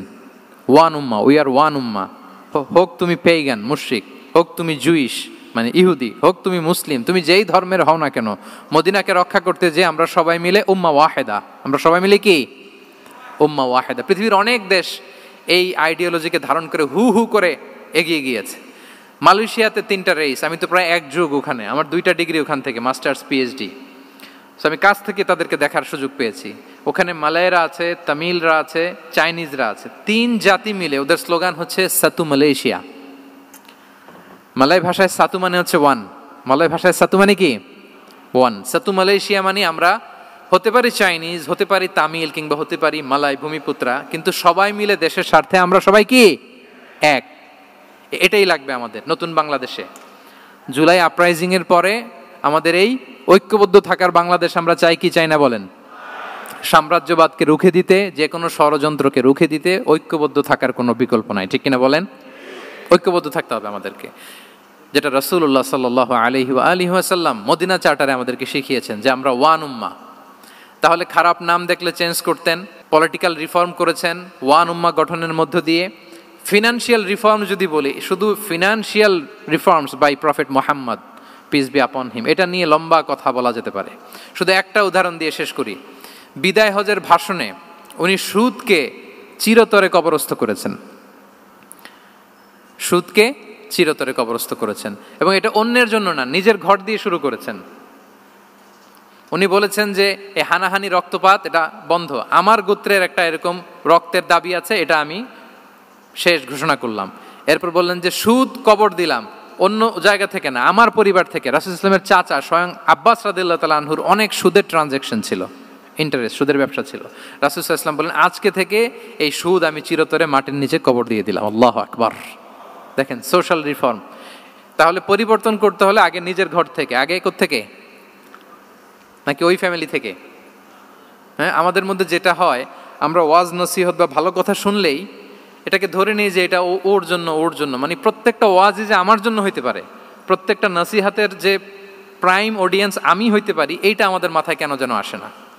আমরা কোনো ভালো নসিহত শুনলে আমরা ভাবি এটা আসলে সমাজে দরকার, ওর দরকার, আমার ভাইয়ের দরকার, কিন্তু এটা যে আমার দরকার, প্রতিটা নাসিহাতের প্রথম অডিয়েন্স হওয়া দরকার কে? আমি নিজে। তাহলে পরিবর্তন শুরু করতে হবে নিজ থেকে। ওর এই সমস্যা, ওর এই সমস্যা, ওর এটা, আরে মিয়া তোমার কি সমস্যা ওইটা বলো। শুধু ওর ওর না দেখে নিজেরটাও দেখতে হবে। দেখেন, অন্যের দিকে এক আঙ্গুল দেখালে নিজের দিকে কয় আঙ্গুল যায় বলেন তো? এই যে নিজের দিকে কিন্তু 3টা। আমি যদি এরকম করি তা আমার দিকে আসে 3টা। এজন্য নিজ থেকে, নিজের ফ্যামিলি থেকে আমরা সংস্কার শুরু করব। কি বলেন? ওমরে ফারুক রাদিয়াল্লাহু তাআলা আনহু যখন ফ্যামিলি মিটিংয়ে বসতেন, উনি ওনার সন্তানদেরকে বলতেন, শোনো, তোমরা খলিফাতুল মুসলিমিন, আমিরুল মুমিনিনের সন্তান। তোমাদের কোনো বাজে কাজ যদি সমাজে আসে, তোমাদের কোনো অন্যায় যদি আমার কানে আসে, অন্যের জন্য যা শাস্তি তোমাদের জন্য হবে ডবল শাস্তি। ওমরে ফারুক সন্তানদেরকে বলতেন, তোমরা যদি কোনো ভুল করো, একটা যদি হদ কায়েম করা লাগে এমন অন্যায় যদি করো, একটা হচ্ছে আল্লাহর দেয়া হদ, আর একটা হবে আমি উমরের দেয়া হদ। কারণ আমার মতো খলিফাতুল মুসলিমিনের সন্তান হয়ে এই পাপ তুমি কেন করলে? দেখেন অন্যের বাচ্চা কি করছে, অন্যের, আমাদের তো ওই মেয়েটার সমস্যা, ওনার ছেলের সমস্যা, এগুলো আমার ছেলের যে কি অবস্থা, আমার পরিবারের যে কি হালাত, আমার স্ত্রীর যে কি দশা, ওইটা নিয়ে আমরা ভ্রুক্ষেপ করি না বা চিন্তা করি না। তাহলে সম্মানিত সুধীমণ্ডলী, আমরা পরিবর্তন শুরু করবো কোত্থেকে? অন্যের বাড়িঘর থেকে নাকি? হ্যাঁ, কোত্থেকে? নিজ থেকে। আল্লাহ তাআলা আমাদেরকে তৌফিক দান করুক। 5 নম্বরে হচ্ছে ওপেন মাইন্ডেড। আমার প্রিয় নবী বলেন, ওপেন মাইন্ডেড ছিলেন না ন্যারো মাইন্ডেড? সবাই বলবেন, গ্যালারির সবাই আওয়াজ করে, তিনি ওপেন মাইন্ডেড না ন্যারো মাইন্ডেড ছিলেন? রাসূলুল্লাহ সাল্লাল্লাহু আলাইহি ওয়া আলিহি ওয়াসাল্লাম ওপেন মাইন্ডেড ছিলেন। যে কেউ ওনাকে অ্যাপ্রোচ করতেন পারতেন easily. He was very approachable. ছোট বড় আবাল বৃদ্ধ বনিতা ওনার সাথে কথা বলতে স্বাচ্ছন্দ্য বোধ করতো, ভয় পেত না। এজন্য সিরাতের পরতে পরতে দেখবেন এক শিশু এসে প্রশ্ন করে, নারী এসে প্রশ্ন করে, বৃদ্ধ এসে প্রশ্ন করে, বন্ধু এসে প্রশ্ন করে, শত্রু এসে কনভারসেশন করে, সবাই এসে ওনার সাথে কথা বলতে পারতো। সুবহানাল্লাহ। এবং এগুলো উনি অ্যাকোমোডেট করতে পারতেন। কি করতে পারতেন? অ্যাকোমোডেট করতেন। ছোট্ট একটা উদাহরণ দেই, আসির আল হালাবিয়া থেকে নেয়া একটা বিখ্যাত সিরাতের গ্রন্থ। বদরের যুদ্ধে রাসূল সাল্লাল্লাহু আলাইহি ওয়াসাল্লাম বদরের মাঠে সেনা ক্যাম্প স্থাপন করলেন। কি ক্যাম্প? সেনা ক্যাম্প স্থাপন করলেন। আল হুবাব ইবনুল মুনজির রাদিয়াল্লাহু তাআলা আনহু এক সাহাবী, উনি বললেন, ইয়া রাসূলুল্লাহ, এই যে সেনা শিবির যে এখানে স্থাপন করলেন, এটা কি আপনার নিজের ইচ্ছায় না আল্লাহর আদেশে? দেখেন, সেনাপতিরে কোনো সাধারণ সৈনিক এই প্রশ্ন করতে পারে? করলে চাকরি থাকবে? কিন্তু রাসূল সাল্লাল্লাহু আলাইহি ওয়াসাল্লামের কাছে সাহস নিয়ে আল হুবাব ইবনুল মুনজির বলে, ইয়া রাসূলুল্লাহ, এই যে সেনা শিবির স্থাপন করলেন, এটা কি আপনার ইচ্ছায় নাকি এটা ওয়াহি? রাসূল সাল্লাল্লাহু আলাইহি ওয়াসাল্লাম বললেন, না, এটা ওয়াহি না, এটা ওয়াহি না, বাল হুয়া রায়ু ওয়াল হারবু ওয়াল মাকিদা, না, এটা যুদ্ধের কৌশল হিসেবে আমি করেছি। আল হুবাব ইবনুল মুনজির বললেন, ইয়া রাসূলুল্লাহ, তাহলে সঠিক জায়গায় সেনা ক্যাম্প স্থাপন হয় নাই। রাসূলের দিকে তাকিয়ে বলতেছেন যে আপনি যেখানে করছেন ওখানে ঠিক হয় না ইয়া রাসূলুল্লাহ, আপনি অভয় দিলে আমি বলতে পারি কোথায় ঠিক হবে। রাসূল সাল্লাল্লাহু আলাইহি ওয়াসাল্লাম বললেন, তাই? আমি যেটা করছি এটা ঠিক হয় নাই, তাহলে কোনটা ঠিক বলো? উনি বললেন, ওই যে বদরে একটা কুয়া আছে যেখানে পানির ব্যবস্থা আছে, ওইটার সামনে ব্যারিকেড দিয়ে আমাদের শিবির করতে হবে। তাহলে আমরা বদরের কুয়া থেকে পানি খাইতে পারবো, সারাদিন পানি খাবো, আর কাফিররা যুদ্ধে তো মারা যাবে, পানির অভাবে মারা যাবে। সুবহানাল্লাহ পড়বেন না? রাসূল সাল্লাল্লাহু আলাইহি ওয়াসাল্লাম বললেন, আরে তাই তো, তুমি তো ঠিকই বলেছো, এভাবে তো আমি ভেবে দেখিনি। আবার তিনি অ্যানাউন্স করে দিলেন যে সেনা শিবির এখানে যেই তাঁবু টাঙানো হয়েছে এখান থেকে মুভ করে আল হুবাব যেখানে ইন্ডিকেট করেছে ঠিক ওই জায়গায় যে শিবির স্থাপন করো। তাহলে আওয়াজ করে বলুন, ওপেন মাইন্ডেড না ন্যারো মাইন্ডেড? আমরা অনেক সময় আমাদের অধীনস্থদের কথা শুনতে চাই না। অনেক সময় অধীনস্থদের মাথা থেকেও দারুণ দারুণ দুর্দান্ত আইডিয়া চলে আসতে পারে। ইগনোর করবেন না সব সময়, আপনি দেখবেন যে তার কাছ থেকে ভালো আইডিয়া এসছে কিনা। তাহলে রাসূল সাল্লাল্লাহু আলাইহি ওয়াসাল্লাম এটাকে ইগনোর না করে অ্যাকোমোডেট করলেন। সুবহানাল্লাহ। খন্দক যুদ্ধের কথা যদি দেখি, পরীক্ষা খননের অ্যাডভাইস কে দিয়েছিল? মক্কার কোনো লোক? মদিনার? কে দিয়েছিল? সালমান আল ফারিসি। বাড়ি কোথায়? ইরান, পারস্য। হি ওয়াজ পার্সিয়ান বেসিকলি। তাহলে দেখেন, সেই পারস্য থেকে এসে বললেন যে এখানে পরীক্ষা খনন করলে ভালো হয়। 5.5 কিলোমিটার পরীক্ষা খনন করে ফেললেন। 4.5 মিটার প্রশস্ত, 3.5 মিটার হচ্ছে এটার ডেপথ। পুরো মদিনার সবাই মিলে এটা করে ফেললেন। তার মানে আমি সব বুঝি, আমি সব জানি, এই মেন্টালিটি থেকে আমাদের বেড়ে আসতে হবে। এটা হচ্ছে একটা ন্যারো মাইন্ডেড পার্সোনালিটির অধিকারী, যে আমি যেটা বলছি ওইটা, এটার পরে কোনো কথা নেই, এটা ভুল। বরং আমার টিমের মধ্যে থেকে যদি কোনো ভালো অপিনিয়ন আসে সেটা আমি রিভাইজ করব। কি বলেন, পারা যাবে না? তাহলে ওপেন মাইন্ডেড পার্সোনালিটি ছিলেন রাসূলুল্লাহ সাল্লাল্লাহু আলাইহি ওয়াসাল্লাম। 6 নম্বর মাইন্ডসেট হচ্ছে এন্টারপ্রেনাল মাইন্ডসেট। এন্টারপ্রেনাল, এখন তো এটা আপনারা সবাই খুব বেশি শোনেন, এন্টারপ্রেনারশিপ, এন্টারপ্রেনাল। এন্টারপ্রেনাল মাইন্ডসেট আসলে অনেক কিছুর সমন্বয় হয়। 1 নম্বর, যার প্রোঅ্যাক্টিভ অ্যাটিটিউড যাদের থাকে, solution focused, not problem focused. Problem সৃষ্টি হইলে ওইদিকে ফোকাস না করে কিভাবে সলিউশন করা যায় ওইদিকে ফোকাস করতেন। এরপর যে হিউম্যান রিসোর্সের ভালো ম্যানেজ করতে পারে, রিসোর্স কম কিন্তু to take the best out of this resource. অনেকে দেখবেন যে ছোট্ট জিনিসকে অর্গানাইজ করে এত সুন্দর প্রেজেন্টেশন করে, আবার অনেকের অনেক আছে কিন্তু সেটাকে প্রেজেন্ট করতে পারে না, এরকম আছে না নাই? রাসূল সাল্লাল্লাহু আলাইহি ওয়াসাল্লাম অল্প রিসোর্স দিয়ে অনেক বড় কিছু অ্যারেঞ্জ করতে পারতেন, সুবহানাল্লাহ। এবং he was a very good talent hunter. রাসূল সাল্লাল্লাহু আলাইহি ওয়াসাল্লাম একজন চৌকস ট্যালেন্ট হান্টার ছিলেন।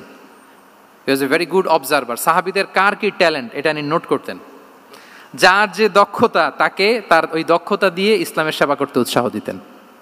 যখনই কোনো প্রতিভাবান সাহাবীকে তিনি দেখেছেন, তিনি ইসলামের জন্য সেই প্রতিভাকে কাজে লাগানোর চেষ্টা করেছেন। একজনকে দিয়ে সবটা করেননি। আমাদের সমাজে এই একটা ভুল ধারণা আছে, আমরা অনেকে একজনের কাছ থেকে সব কামনা করি। একজন সব করতে পারে না, পারে? যারা পারেও কোনোটাই ভালোভাবে পারে না, সব পারে একটু একটু পারে। তো রাসূল সাল্লাল্লাহু আলাইহি ওয়াসাল্লাম ট্যালেন্ট হান্টার ছিলেন, যার যেখানে ট্যালেন্ট তাকে ওই কাজে লাগাতেন। বলেন তো খালিদ বিন ওয়ালিদ রাদিয়াল্লাহু তাআলা আনহুকে আল্লাহ রাসূল সাল্লাল্লাহু আলাইহি ওয়াসাল্লাম কি কাজে লাগিয়েছিলেন?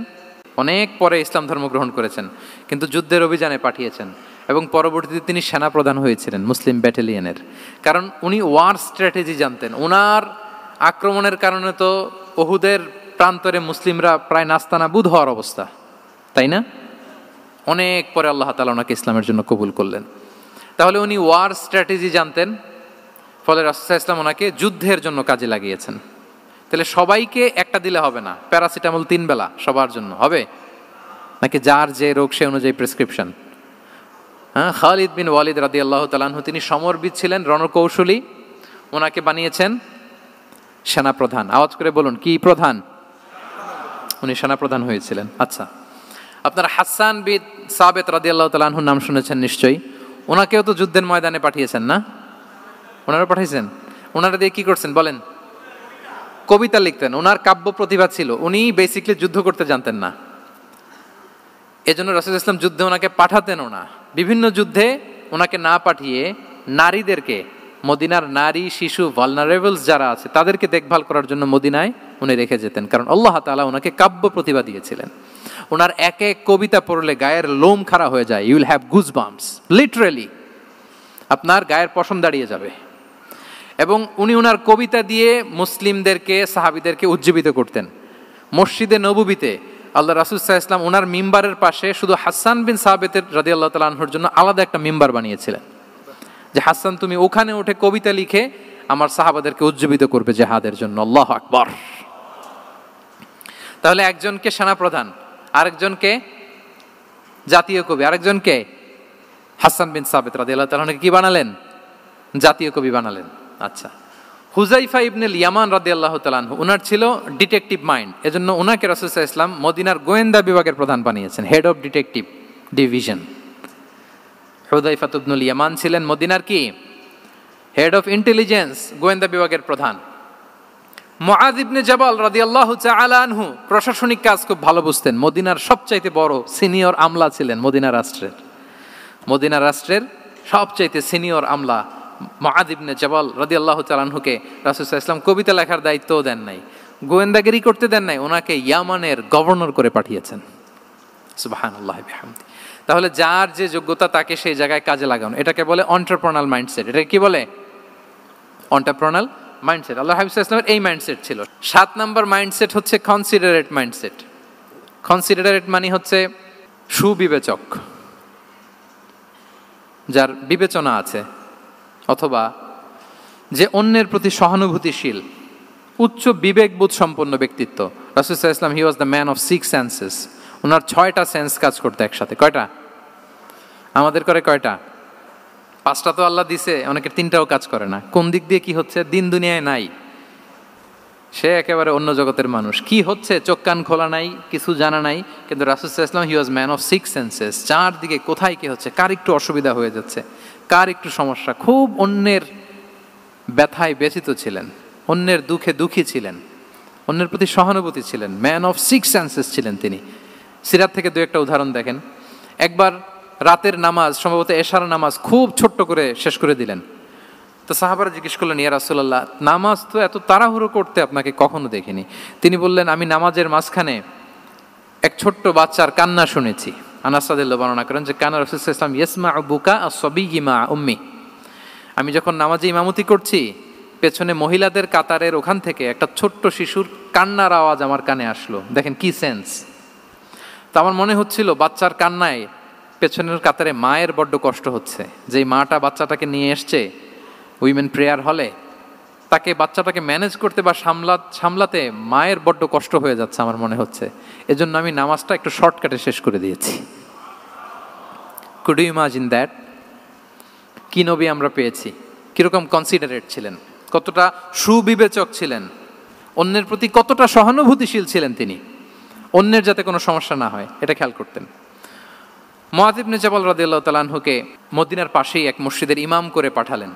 উনি ইমামতির দায়িত্ব পেয়ে একবার মাগরিবের নামাজে সূরা বাকারা তেলাওয়াত শুরু করলেন। তো ওনার হয়তো তেলাওয়াত করতে করতে একটা ইমোশন চলে আসছে, উনি তো সুরের ঝংকার দিয়ে তেলাওয়াত করতেছেন।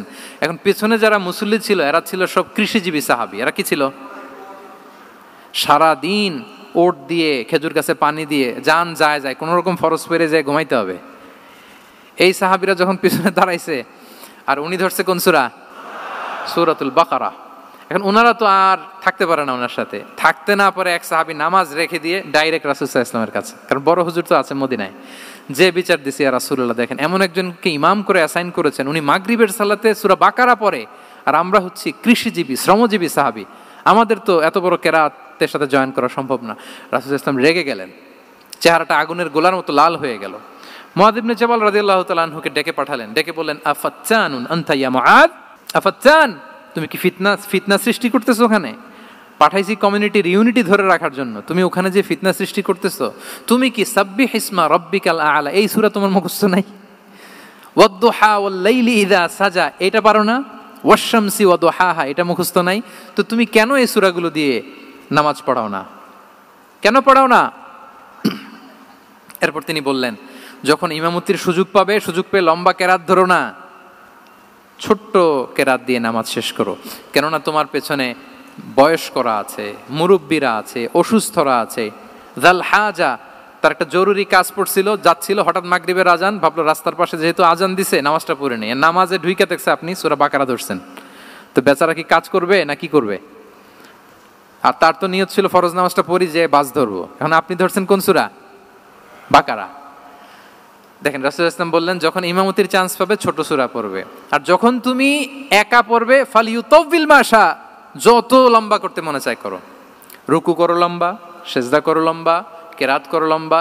রাসূল সাল্লাল্লাহু আলাইহি ওয়াসাল্লাম তো রাতে আধা ঘন্টা 40 মিনিট প্রথম রাকাতে কেরাত পড়তেন, এরপরে আবার 40 মিনিট রুকুতে থাকতেন, রুকু থেকে দাঁড়ায় আবার 40 মিনিট, আবার সেজদায় যেয়ে 40 মিনিট, এরপরে সেজদা থেকে 2 সেজদার মাঝখানে আবার 40 মিনিট, 2 রাকাত দিয়ে এরকম রাতও শেষ করে দিয়েছেন। তো আপনার লম্বা যদি পড়তে মনে চায়, আপনি তো আপনার ব্যক্তিগত নফল সালাতে এভাবে লম্বা করবেন। কিন্তু আমাদের হয়ে গেছে উল্টা, একাকী নামাজ কোনো রকম রুকু সেজদা এরকম হয়ে গেছে না অনেকটা।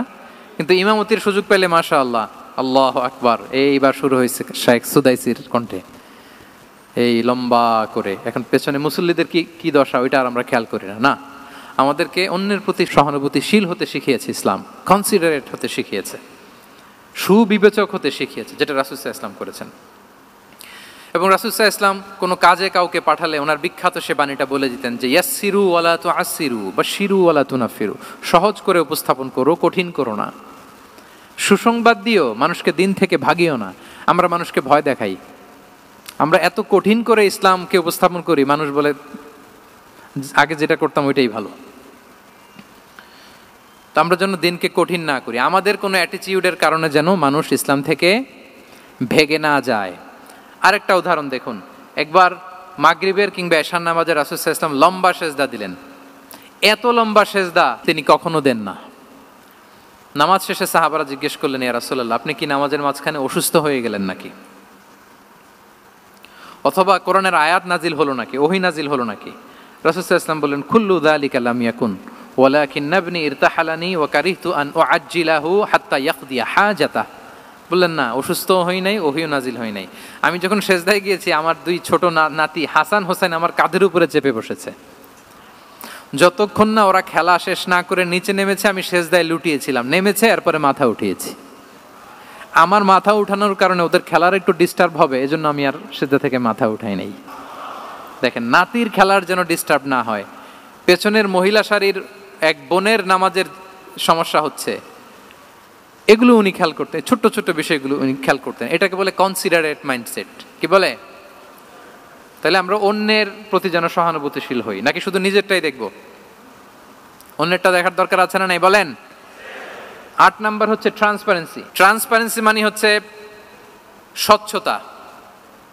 ওনার জীবনের চাইতে, ওনার বায়োগ্রাফির চাইতে স্বচ্ছ বায়োগ্রাফি আপনি পাবেন না। No public and private dividation. And in the long history of time, no one's life has been recorded more transparently than the life of Prophet Muhammad sallallahu alaihi wasallam. রাসূল সাল্লাল্লাহু আলাইহি ওয়াসাল্লামের চেয়ে বেশি পৃথিবীতে এমন সেকেন্ড কোনো পার্সন আপনি দেখাতে পারবেন না যার জীবনের সবকিছু রেকর্ডেড। সবকিছু রেকর্ডেড। এরকম আছে? ঘরে কি করেছেন, বাইরে কি করেছেন, স্ত্রীর সাথে কি করেছেন, বন্ধুর সাথে কি করেছেন, সাহাবাদের সাথে কি করেছেন, শত্রুর সাথে কি করেছেন, অল আর রেকর্ডেড। সব এন্ড ক্রিস্টাল ক্লিয়ার, একেবারে স্বচ্ছ পানির মতো, স্ফটিক কাচের মতো ক্লিয়ার, ট্রান্সপারেন্ট। ওনার সব কাজে উনি স্বচ্ছতা বজায় রাখতে চাইতেন। কতটা স্বচ্ছ ছিলেন একটা মজার ঘটনা শোনাই আপনাদেরকে। সহিহ বুখারীতে এসছে, রমাদানের শেষ 10 দিন, দ্য লাস্ট 10 days অফ রমাদানে তিনি এতেকাফ করতেন। তো এতেকাফ অবস্থায় স্ত্রীরা এসে রাতে দেখা করে যেত, জরুরি কথা আলাপ থাকলে সেরে যেত। একবার রাতে সফিয়া বিনতে হুয়াই ইবনে আখতাব রাদিয়াল্লাহু তাআলা আনহা আসলেন, ওনার স্ত্রী। কথা হলো এবার ওনাকে একটু এগিয়ে দিবেন। মসজিদ থেকে রাসূলুল্লাহ সাল্লাল্লাহু আলাইহি ওয়াসাল্লাম বারান্দার দিকে পাশ দিয়ে আসলেন এগিয়ে দেওয়ার জন্য। ইন দ্য মিন টাইম হঠাৎ দুইজন আনসারি সাহাবী পাশ দিয়ে হেঁটে যাচ্ছেন। রাসূলুল্লাহ সাল্লাল্লাহু আলাইহি ওয়াসাল্লাম আম্মাজানকে বিদায় দিবেন এখানে। হঠাৎ করে তিনি আওয়াজ করে বললেন, আলা রিসলিকুমা, এই দাঁড়াও। ওই সাহাবী দুইজন রাসূলুল্লাহ সাল্লাল্লাহু আলাইহি ওয়াসাল্লামের সাথে কে ওটা টের পায় নাই, বুঝতে পারে নাই। বোরকায় আবৃত কোনো এক নারী দেখে রাসূল আর ওই নারীকে দেখে তারা আরো দ্রুত গতিতে হাঁটতে শুরু করে দিচ্ছে, আমরা চলে যাই এখান থেকে। দেখেন, রাসূল সাল্লাল্লাহু আলাইহি ওয়াসাল্লাম নিজের অবস্থানকে ট্রান্সপারেন্ট করার জন্য বললেন, আলা রিসলিকুমা, দাঁড়াও। দাঁড়ালেন। তখন রাসূল সাল্লাল্লাহু আলাইহি ওয়াসাল্লাম বললেন যে, ইন্নাহা উম্মুকুম সফিয়া, আমার পাশে যাকে দেখতে পাচ্ছ বলে দেয়া ভালো যে সে কিন্তু অন্য কোনো নারী নয়, সে তোমাদের মা উম্মুল মুমিনিন সফিয়া। সাহাবারা বলে, সুবহানাল্লাহ ইয়া রাসূলুল্লাহ, ইয়া রাসূলুল্লাহ, এ কেমন কথা? আপনি কেন আমাদের কাছে জবাবদিহি করতে যাচ্ছেন বা ক্লারিফাই করছেন? আপনার পাশে কোনো নারী এত রাতে যদি দাঁড়িয়ে থাকে, তিনি তো আমাদের মাদের মধ্যে থেকেই তো একজন হবেন, কেন আপনি বলতেছেন? তখন রাসূল সাল্লাল্লাহু আলাইহি ওয়াসাল্লাম বললেন যে, না, ইন্না শাইতানা ইয়াজরি মিনাল ইনসানি মাজরাদ দাম, শয়তান মানুষের রগে রগে চলাচল করে। ওয়া ইন্নী খাশিতু আই ইউকযিফা ফি কুলুবিকুমা শাররান, আরেক বর্ণনায় আছে শাইআন, আমার ভয় হয় হয়তো শয়তান কোনো সন্দেহের উদ্রেক তোমাদের হৃদয়ে ঢুকায় দিতে পারে। সুবহানাল্লাহ। এজন্য আমি ক্লিয়ার করে দিলাম, এটা আমার বউ, আমার স্ত্রী, তোমাদের মা সফিয়া। দুজন সাহাবী যদি চলে যায়, এমন হতেই পারতো বাড়িতে যে একজন আরেকজনকে জিজ্ঞেস করতে পারতো যে, আচ্ছা নবীর পাশে যে কালো বোরকা পরা মহিলাটা ছিল দেখছো না, এটা কে? তখন একজন হয়তো বলতো, কে আর হবে, আমাদের মাই তো হবে, কোনো এক মা। আরেকজন বলবে, আমাদের উম্মুল মুমিনিনের কেউ ছিল নাকি অন্য কেউ? এরকম একটা হুট করে সন্দেহের উদ্রেক মাথায় আসতে পারে না যে ওনার স্ত্রী ছিল না অন্য কেউ ছিল? আসতে পারে কি পারে না বলেন? ওই সন্দেহের অবকাশটুকু রাসূল সাল্লাল্লাহু আলাইহি ওয়াসাল্লাম রাখেন নাই। উনি বলে দিলেন যে এটা তোমাদের মা, এটা সফিয়া। এই সন্দেহের অবকাশের কোনো সুযোগ নাই। তাহলে রাসূল সাল্লাল্লাহু আলাইহি ওয়াসাল্লামের পুরো লাইফ ছিল ট্রান্সপারেন্ট, একেবারে স্বচ্ছ। তাহলে রাসূল সাল্লাল্লাহু আলাইহি ওয়াসাল্লামের লাইফ তিনি কত স্বচ্ছতার সাথে কাটিয়েছেন, এটা ক্লিয়ার না আমাদের সাথে? Transparent mindset. 9 নাম্বার হচ্ছে অ্যাপ্রিশিয়েটিভ, অর্থাৎ অন্যের প্রশংসা করা। আমরা অনেক সময় অন্য কেউ ভালো কাজ করলে অ্যাপ্রিশিয়েট করতে চাই না, আমরা গুণমুগ্ধ হই কিন্তু গুণগ্রাহী হতে চাই না, অন্যরে ক্রেডিট দিতে চাই না, তার ভালো কাজে স্বীকৃতি দিতে চাই না। হয়তো আমার দলের লোক না, বা আমার চিন্তার লোক না, বা আমার সার্কেলের লোক না, তার প্রশংসা করতে চাই না, তার গুণগ্রাহী হতে চাই না। এরকম মেন্টালিটি আমরা অনেকে ক্যারি করি না? রাসূল সাল্লাল্লাহু আলাইহি ওয়াসাল্লাম এটা করেননি। ভালো কিছু দেখলে মুসলিম হোক অমুসলিম হোক অ্যাপ্রিশিয়েট করতেন। Basically he develop the culture of appreciation. এটা আমাদের করতে হবে। আপনার ছেলে ভালো কিছু করেছে, অ্যাপ্রিশিয়েট করেন, ও কনফিডেন্স ফিরে পাবে। আপনার স্ত্রী ভালো রান্না করেছে, অ্যাপ্রিশিয়েট করেন, সে আনন্দিত হবে। আপনার বন্ধু ভালো কিছু একটা করেছে, তাকে ইন্সপায়ার করেন, অ্যাপ্রিশিয়েট করেন। রাসূল সাল্লাল্লাহু আলাইহি ওয়াসাল্লাম একবার এক বৈঠকে 8 জন সাহাবীকে 8টা কমপ্লিমেন্ট দিয়েছেন। 8টা অ্যাপ্রিসিয়েশন দিয়েছেন। তিনি বলেছেন আরহামু উম্মতি বি উম্মতি আবু বকর। দেখেন 8 জন সাহাবীর 8টা গুণের বর্ণনা দিচ্ছেন। তিনি বললেন আমার উম্মতের মধ্যে সবচাইতে রহম দিলের সাহাবী হচ্ছে কে? আবু বকর রাদিয়াল্লাহু তাআলা। এত রহম দিলের ছিলেন, উনি যখন আল্লাহ রাসূল সাল্লাল্লাহু আলাইহি ওয়াসাল্লামের ইন্তেকালের পরে মসজিদে নববীতে যখন নামাজে দাঁড়াতেন, কান্নার চোটে উনি কেরাতই পড়তে পারতেন না। কমপ্লেন করতো সাহাবারা যে আমরা তো কেরাত বুঝি না, একটু স্পষ্ট করে পড়েন, কান্না একটু থামান। কেন কাঁদতেন? কারণ উনি যখন নামাজে দাঁড়াতেন ওনার ফিলিংসটা হতো এরকম যে কাইফা আকুমু মাকামা রাসূলিল্লাহ, আমি রাসূলের জায়গায় কিভাবে দাঁড়াই, এখানে তো আমার রাসূল দাঁড়িয়ে ইমামতি করেছেন, আমি নবীর জায়গায় দাঁড়িয়ে কিভাবে নামাজটা পড়াই। এই অনুভব থেকে উনি যে কাঁদতে শুরু করতেন, এই কান্নার ধাক্কায় উনি আর তেলাওয়াতই আগাতে পারতেন না। আরহামু উম্মতি বি উম্মতি আবু বকর, আমার উম্মতের মধ্যে সবচাইতে রহম দিলের হচ্ছেন আবু বকর। ও আসাদ্দুহুম ফি আমরিল্লাহি ওমর, দেখেন প্রশংসা করতেছেন। আর আমার উম্মতের মধ্যে আল্লাহর দ্বীন বাস্তবায়নে সবচাইতে কঠোর হচ্ছে ওমর। মুনাফিকরা ওনাকে জমের মতো ভয় পেত, ইভেন শয়তান ভয় পেত। রাসূল সাল্লাল্লাহু আলাইহি ওয়াসাল্লাম বলেন ওমর তুমি যদি এই রাস্তা দিয়ে হাঁটো, শয়তান যদি দেখতে পায়, শয়তান এই রাস্তা রেখে দিয়ে অন্য কোনো রাস্তা থাকলে ওইটা দিয়ে হাঁটে। সুবহানাল্লাহি ওয়া বিহামদিহি। আমাদের অনেক সময় এমন হয় না যে আমাদের বাচ্চারা ছেলেমেয়েরা খেতে চায় না, আমাদের নাতি নাতনিরা খেতে চায় না, মায়েরা খাবার নিয়ে পেছনে পেছনে ঘুরে, আর তখন ভয় দেখায় এই রাত্রিবেলা তাড়াতাড়ি খাও, ওই যে বাঘ আসবে বাঘ, বিড়াল আসবে বিড়াল, তাড়াতাড়ি না খেলে কিন্তু ভূত আসবে ভূত, এরকম বলেন আপনারা? বলেন না? এই দায়িত্ব তো আপনাদের কাঁধে থাকে না তো? ওই যে আমাদের বোনরা বলতে পারবে, বোনরা খাবার নিয়ে ঠিকই রাত্রিবেলায় বাচ্চাদের পেছনে পেছনে এরকম দৌড়াতে হয়। তো কি বলতে হয় যে এই ভূত আসলো ভূত, ওই যে বিড়াল আসলো বিড়াল, কুকুর আসলো, এগুলো বললে বাচ্চারা আবার ভয় পায়, তাড়াতাড়ি করে খায়। তো মদিনাতেও মদিনার বাচ্চারা খেতে চাইতো না। তো খেতে না চাইলে মায়েরা ভূত আসতেছে ভাল্লুক আসতেছে এগুলো না বলে বলতো হা হুয়া ইয়াতি উমর, ইয়াতি উমর, তাড়াতাড়ি খাও তাড়াতাড়ি খাও, ওই যে ওমর আসতেছে ওমর। সুবহানাল্লাহি বিহামদিহি। ওয়া আশাদ্দুহুম ফি আমরিল্লাহি উমর, আল্লাহর দ্বীন বাস্তবায়নে সবচাইতে কঠোর ছিলেন ওমর রাদিয়াল্লাহু তাআলা আনহু। ওয়া আসদাকুহুম হায়াআন উসমান, সবচেয়ে লাজুক সাহাবী ছিলেন উসমান রাদিয়াল্লাহু তাআলা আনহু। শুধু অর্থ বলে যাই। ওয়া আকরাউহুম লিকিতাবিল্লাহি উবাই ইবনে কাব, সবচেয়ে কোরআনের ভালো কেরাত পড়তে পারতেন উবাই ইবনে কাব। আফরাদুহুম যায়েদ ইবনে সাবিত, উত্তরাধিকার বন্টনের নীতিমালা ফারায়েজের জ্ঞান ছিল যায়েদ ইবনে সাবিত রাদিয়াল্লাহু তাআলা। ওয়া আ'লামুহুম বিল হালালি ওয়াল হারামি মুআদ ইবনে জাবাল, এই উম্মতের হালাল হারামের স্পেশালিস্ট সাহাবী হচ্ছেন মুআদ ইবনে জাবাল। আলা ওয়া ইন্না লিকুল্লি উম্মাতিন আমিনান ওয়া আমিনা হাদিহিল উম্মাহ আবু উবাইদা ইবনুল জাররাহ, সব উম্মতের একজন বিশ্বস্ত লোক থাকে, এই উম্মতের সবচাইতে বিশ্বস্ত লোক হচ্ছে আবু উবাইদা ইবনুল জাররাহ। দেখেন 8 জন সাহাবীর 8টা গুণের কথা বললেন। আচ্ছা রাসূল সাল্লাল্লাহু আলাইহি ওয়াসাল্লাম যখন সাহাবীদের প্রশংসা করেছেন, ওই সাহাবীদের কেমন লেগেছে বলেন তো? ফিলিংসটা ভালো লেগেছে না? হৃদয়ে জুড়িয়েছে, ইন্সপায়ার্ড হয়েছেন, মোটিভেটেড হয়েছেন। সাহাবীদের মধ্যে সবচাইতে সুরেলা গলার কণ্ঠের অধিকারী ছিলেন আবু মুসা আল আশআরী রাদিয়াল্লাহু তাআলা আনহু। তো রাসূল সাল্লাল্লাহু আলাইহি ওয়াসাল্লাম একবার রাত্রিবেলা তার বাসার পাশ দিয়ে যাচ্ছিলেন, দীর্ঘ সময় ওনার কণ্ঠের তেলাওয়াত শুনলেন। পরের দিন সকালে বললেন যে আবু মুসা তুমি তো চমৎকার গলায় তেলাওয়াত করো। আবু মুসা বলে ইয়া রাসূলুল্লাহ আমি তো কোনোদিন আপনার সামনে দাঁড়িয়ে তেলাওয়াত করি না, আপনি কি করে জানলেন? রাসূল সাল্লাল্লাহু আলাইহি ওয়াসাল্লাম বললেন গত রাতে তুমি যখন তেলাওয়াত করছিলে আমি তোমার ঘরের পাশ দিয়ে যাচ্ছিলাম, আমি মনোযোগ দিয়ে শুনেছি। আবু মুসা বলে ইয়া রাসূলুল্লাহ আপনি আমার তেলাওয়াত শুনতেছেন, ওইটা জানলে তো আমি ফজর পর্যন্ত তেলাওয়াত চালিয়ে যেতাম, হাত্তাল ফাজর আমি তেলাওয়াত চালিয়ে যেতাম ইয়া রাসূলুল্লাহ। আল্লাহ রাসূল সাল্লাল্লাহু আলাইহি ওয়াসাল্লাম তখন বললেন লাকাদ উতিতা মিজমারান মিন মাজামিরি আলি দাউদ, হে আবু মুসা দাউদ আলাইহিস সালামের গলায় আল্লাহ তাআলা যেমনি সুরের ঝংকার দিয়েছেন, এই উম্মতের মধ্যে তোমার গলায় আল্লাহ সেই সুরের লহরী ঢেলে দিয়েছে। বলেন এই অ্যাপ্রিসিয়েশন যখন রাসূলের মুখ থেকে পাইলো কেমন লাগবে ওনার? এখানে ধরেন আপনি কেউ হাফেজে কোরআন শেখ সুদাইস যদি বলে যে মাশাআল্লাহ মাশাআল্লাহ আনতা কারিউল কুররা, আপনাকে যদি এটা বলে কেমন লাগবে আপনার? হ্যাঁ, সারা দুনিয়া তো এটা বলে বেড়াবেন যে শেখ সুদাইস আমার রেসিটেশনের প্রশংসা করেছে, খাবার ইমাম আমার প্রশংসা অ্যাপ্রিসিয়েট করেছে। আর স্বয়ং রাসূলুল্লাহ সাল্লাল্লাহু আলাইহি ওয়াসাল্লাম যখন বলে তোমার গলায় আল্লাহ সুরের ঝংকার ঢেলে দিয়েছে, তখন ওনার কেমন লেগেছে? এজন্য আপনার ছেলে মেয়ে স্ত্রী বন্ধু আপনার সার্কেলের কেউ কোনো ভালো কাজ করলে কৃপণতা করবেন না, অ্যাপ্রিসিয়েট করুন। রাসূল সাল্লাল্লাহু আলাইহি ওয়াসাল্লাম অ্যাপ্রিসিয়েশন আমাদেরকে শিখিয়েছেন। ইভেন মুখাইরেক নামে এক ইহুদি ছিল, মদিনার সব ইহুদিরা বিট্রে করেছে, কিন্তু এই মুখাইরেক নামে এক ইহুদি উহুদের যুদ্ধে মুসলিমদের পক্ষে লড়াই করে নিহত হয়েছে, সে তার কথা রেখেছে।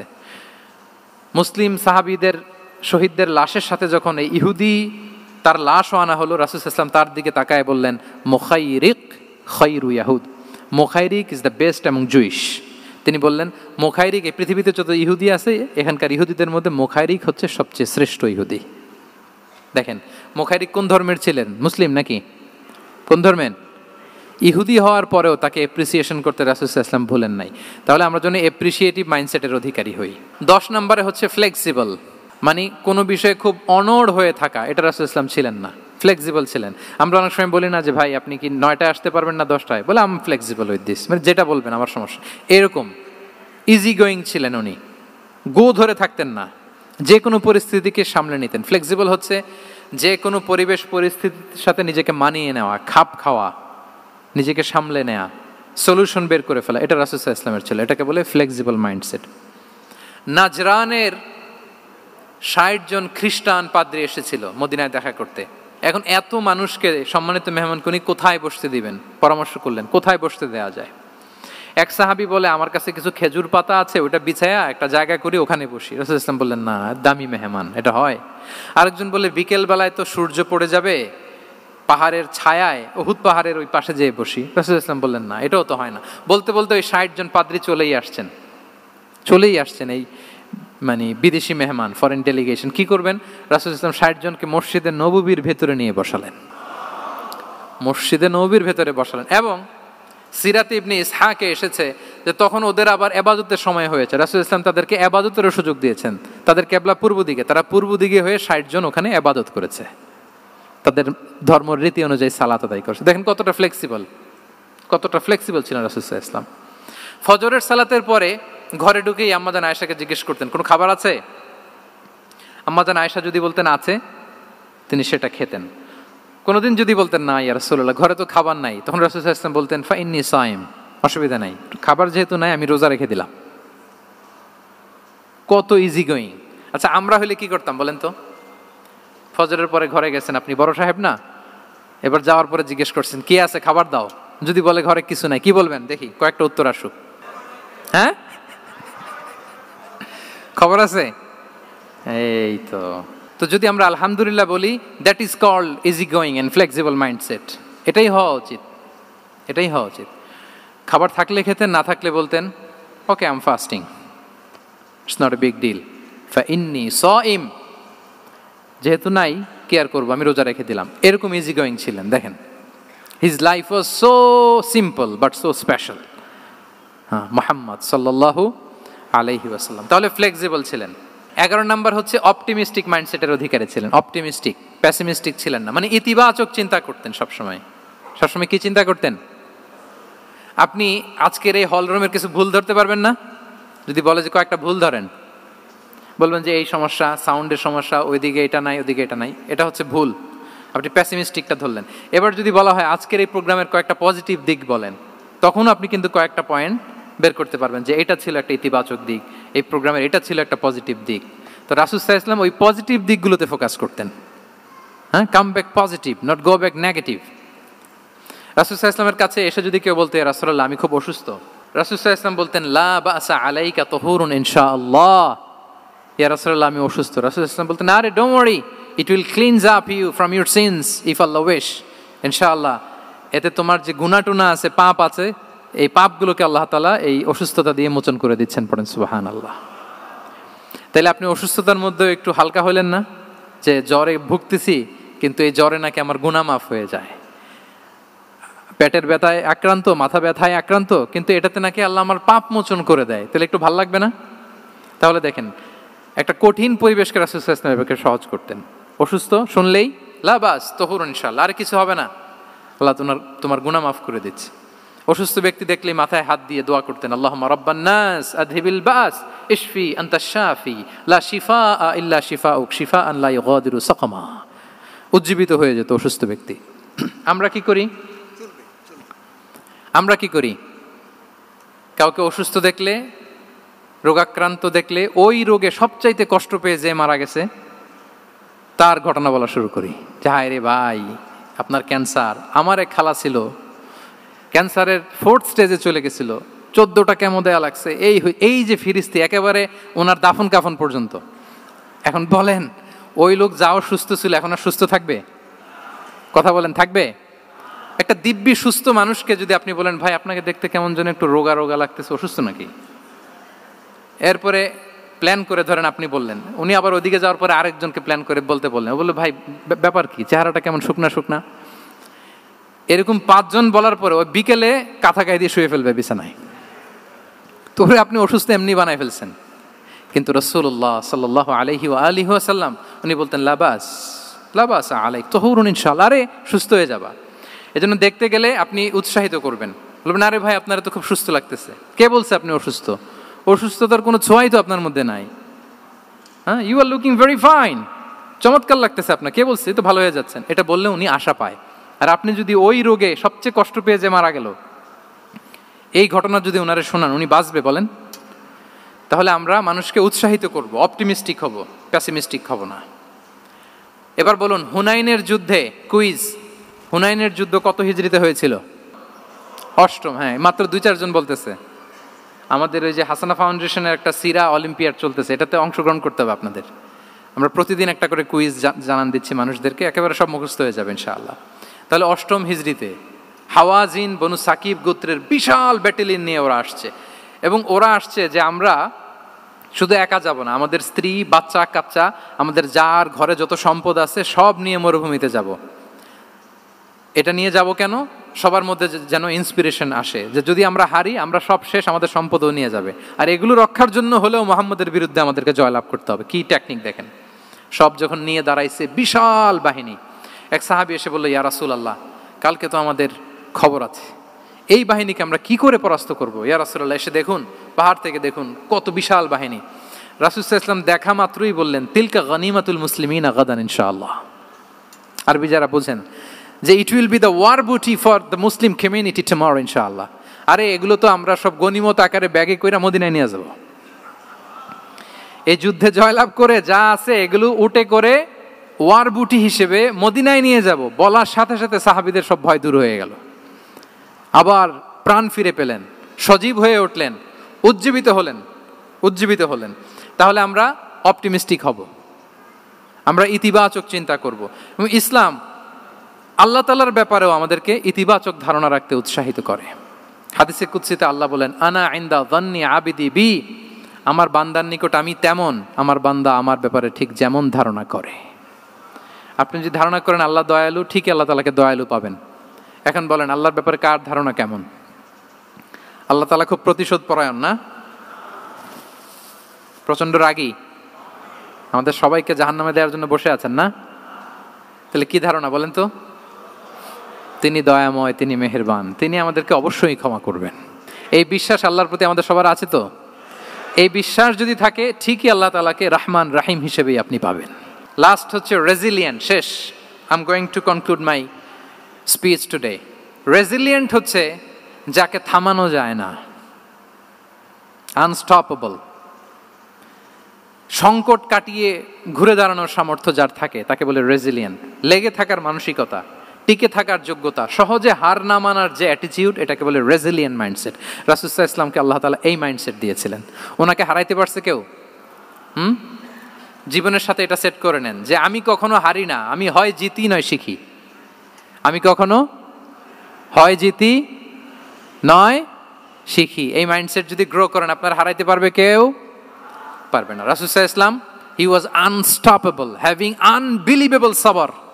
ধৈর্যের পাহাড় নিয়ে, আনস্টপেবল অ্যাটিটিউড নিয়ে তিনি শুধু সামনে গিয়েছেন, পেছনে যান নাই কখনো। সীমাহীন কষ্ট আর সংগ্রামের মধ্য দিয়ে গিয়েছেন, থামাতে পারে নাই ওনাকে কেউ পারে নাই।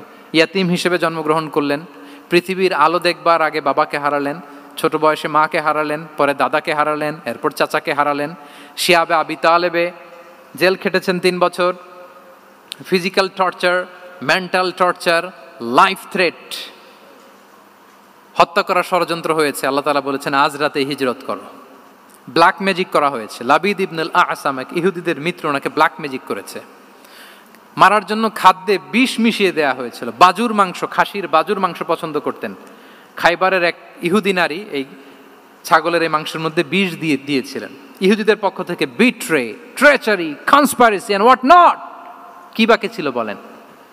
ষড়যন্ত্রের এমন কোনো ধরন ছিল না যেটা তারা বাকি রেখেছে। কিন্তু রাসূল সাল্লাল্লাহু আলাইহি ওয়াসাল্লামকে কি থামানো গিয়েছিল? বলেন, থামানো গিয়েছিল? গোটা বিশ্বব্যাপী উনি ছড়িয়ে দিয়েছিলেন লা ইলাহা মুহাম্মাদুর, so nothing can stop him. আমাদের যে লক্ষ্য, ওই লক্ষ্য পানে আমরা পৌঁছবই, আমাদেরকে কোনো কিছু থামাতে পারবে না ইনশাআল্লাহ। বলেন, আমরা আমাদের লক্ষ্য পানে মানজালে মাকসাদে দৌড়ে দৌড়ে যাব। আমাদেরকে থামিয়ে দেয়া হলে আমরা হাঁটতে থাকবো, সেখানে আমাদেরকে আঘাত করা হলে আমরা হামাগুড়ি দিয়ে সামনের দিকে যেতে থাকবো, সেখানেও থামিয়ে দেওয়ার চেষ্টা করা হলে আমরা আমাদের মঞ্জিলে মাকসিদের দিকে অপলক নেত্রে চেয়ে থাকবো। আমাদেরকে কেউ থামাতে পারবে? রেজিলিয়েন্ট, অনর, অটল, আনস্টপেবল, এই মাইন্ডসেটের অধিকারী ছিলেন। ফলেই তিনি লা ইলাহার বাণীকে গোটা বিশ্বে ছড়িয়ে দিতে পেরেছেন। তাহলে আমরা রেজিলিয়েন্ট হতে চাই কি চাই না বলেন? সম্মানিত শুধু মোট কয়টা মাইন্ডসেট জানলাম? 12টা। এগুলোকে আমরা নিজেদের মধ্যে ধারণ করতে পারবো ইনশাআল্লাহ। কারণ রাসূল সাল্লাল্লাহু আলাইহি ওয়াসাল্লাম আমাদের জন্য যা নিয়ে এসেছেন ওইটাই আমাদের আঁকড়ে ধরতে হবে। যেটা বারণ করেছেন ওইটা থেকে আমাদের দূরে থাকতে হবে। যে আয়াত দিয়ে শুরু করেছিলাম সূরা হাশরে, রমা আতাকুমুর রাসূলু ফাখুযুহু ওয়া মা নাহাকুম আনহু ফানতাহু। নবী যা এনেছে ধরো, নবী যা বারণ করেছে সেগুলো ছেড়ে দাও। আমরা আল্লাহ তাআলার কাছে কামনা করি আমার নবী ওনার যে থট প্রসেসকে ডেভেলপ করেছেন, ওনার যে অ্যাপ্রোচ এন্ড মাইন্ডসেটকে ডেভেলপ করেছেন, আমরাও যেন আমাদের মাইন্ডসেটকে ঠিক ওইভাবে করতে পারি। আমাদের রাসূল সাল্লাল্লাহু আলাইহি ওয়াসাল্লাম যেভাবে চিন্তা করতেন, আমাদের ভাবনা এবং চিন্তার আঙ্গিনাও যেন ঠিক সেই রকম হয়। আমরা সবাই পড়ি আমিন। তার মাইন্ডসেট হবে আমাদের মাইন্ডসেট। কি বলেন? পারা যাবে তো ইনশাআল্লাহ? তাহলে কয়টা মাইন্ডসেটের কথা বলেছি? 1 নম্বরে কি ছিল? God centric. 2 নম্বরে ভিশন ওরিয়েন্টেড। 3 নম্বরে উইজডম ড্রিভেন। 4 নম্বরে রিফর্ম সেন্ট্রিক। 5 নম্বর ওপেন মাইন্ডেড। 6 নম্বর এন্টারপ্রেনার। 7 নম্বর কনসিডারেট। 8 নম্বর ট্রান্সপারেন্ট। 9 নম্বর অ্যাপ্রিশিয়েটিভ। 10 নম্বর ফ্লেক্সিবল। 11 নম্বর অপটিমিস্টিক এবং 12 নম্বর রেজিলিয়েন্ট। এটা ছিল রাসূল সাল্লাল্লাহু আলাইহি ওয়াসাল্লামের মাইন্ডসেট। এই মাইন্ডসেট দিয়ে যদি আমরা আমাদের মাইন্ডসেটকে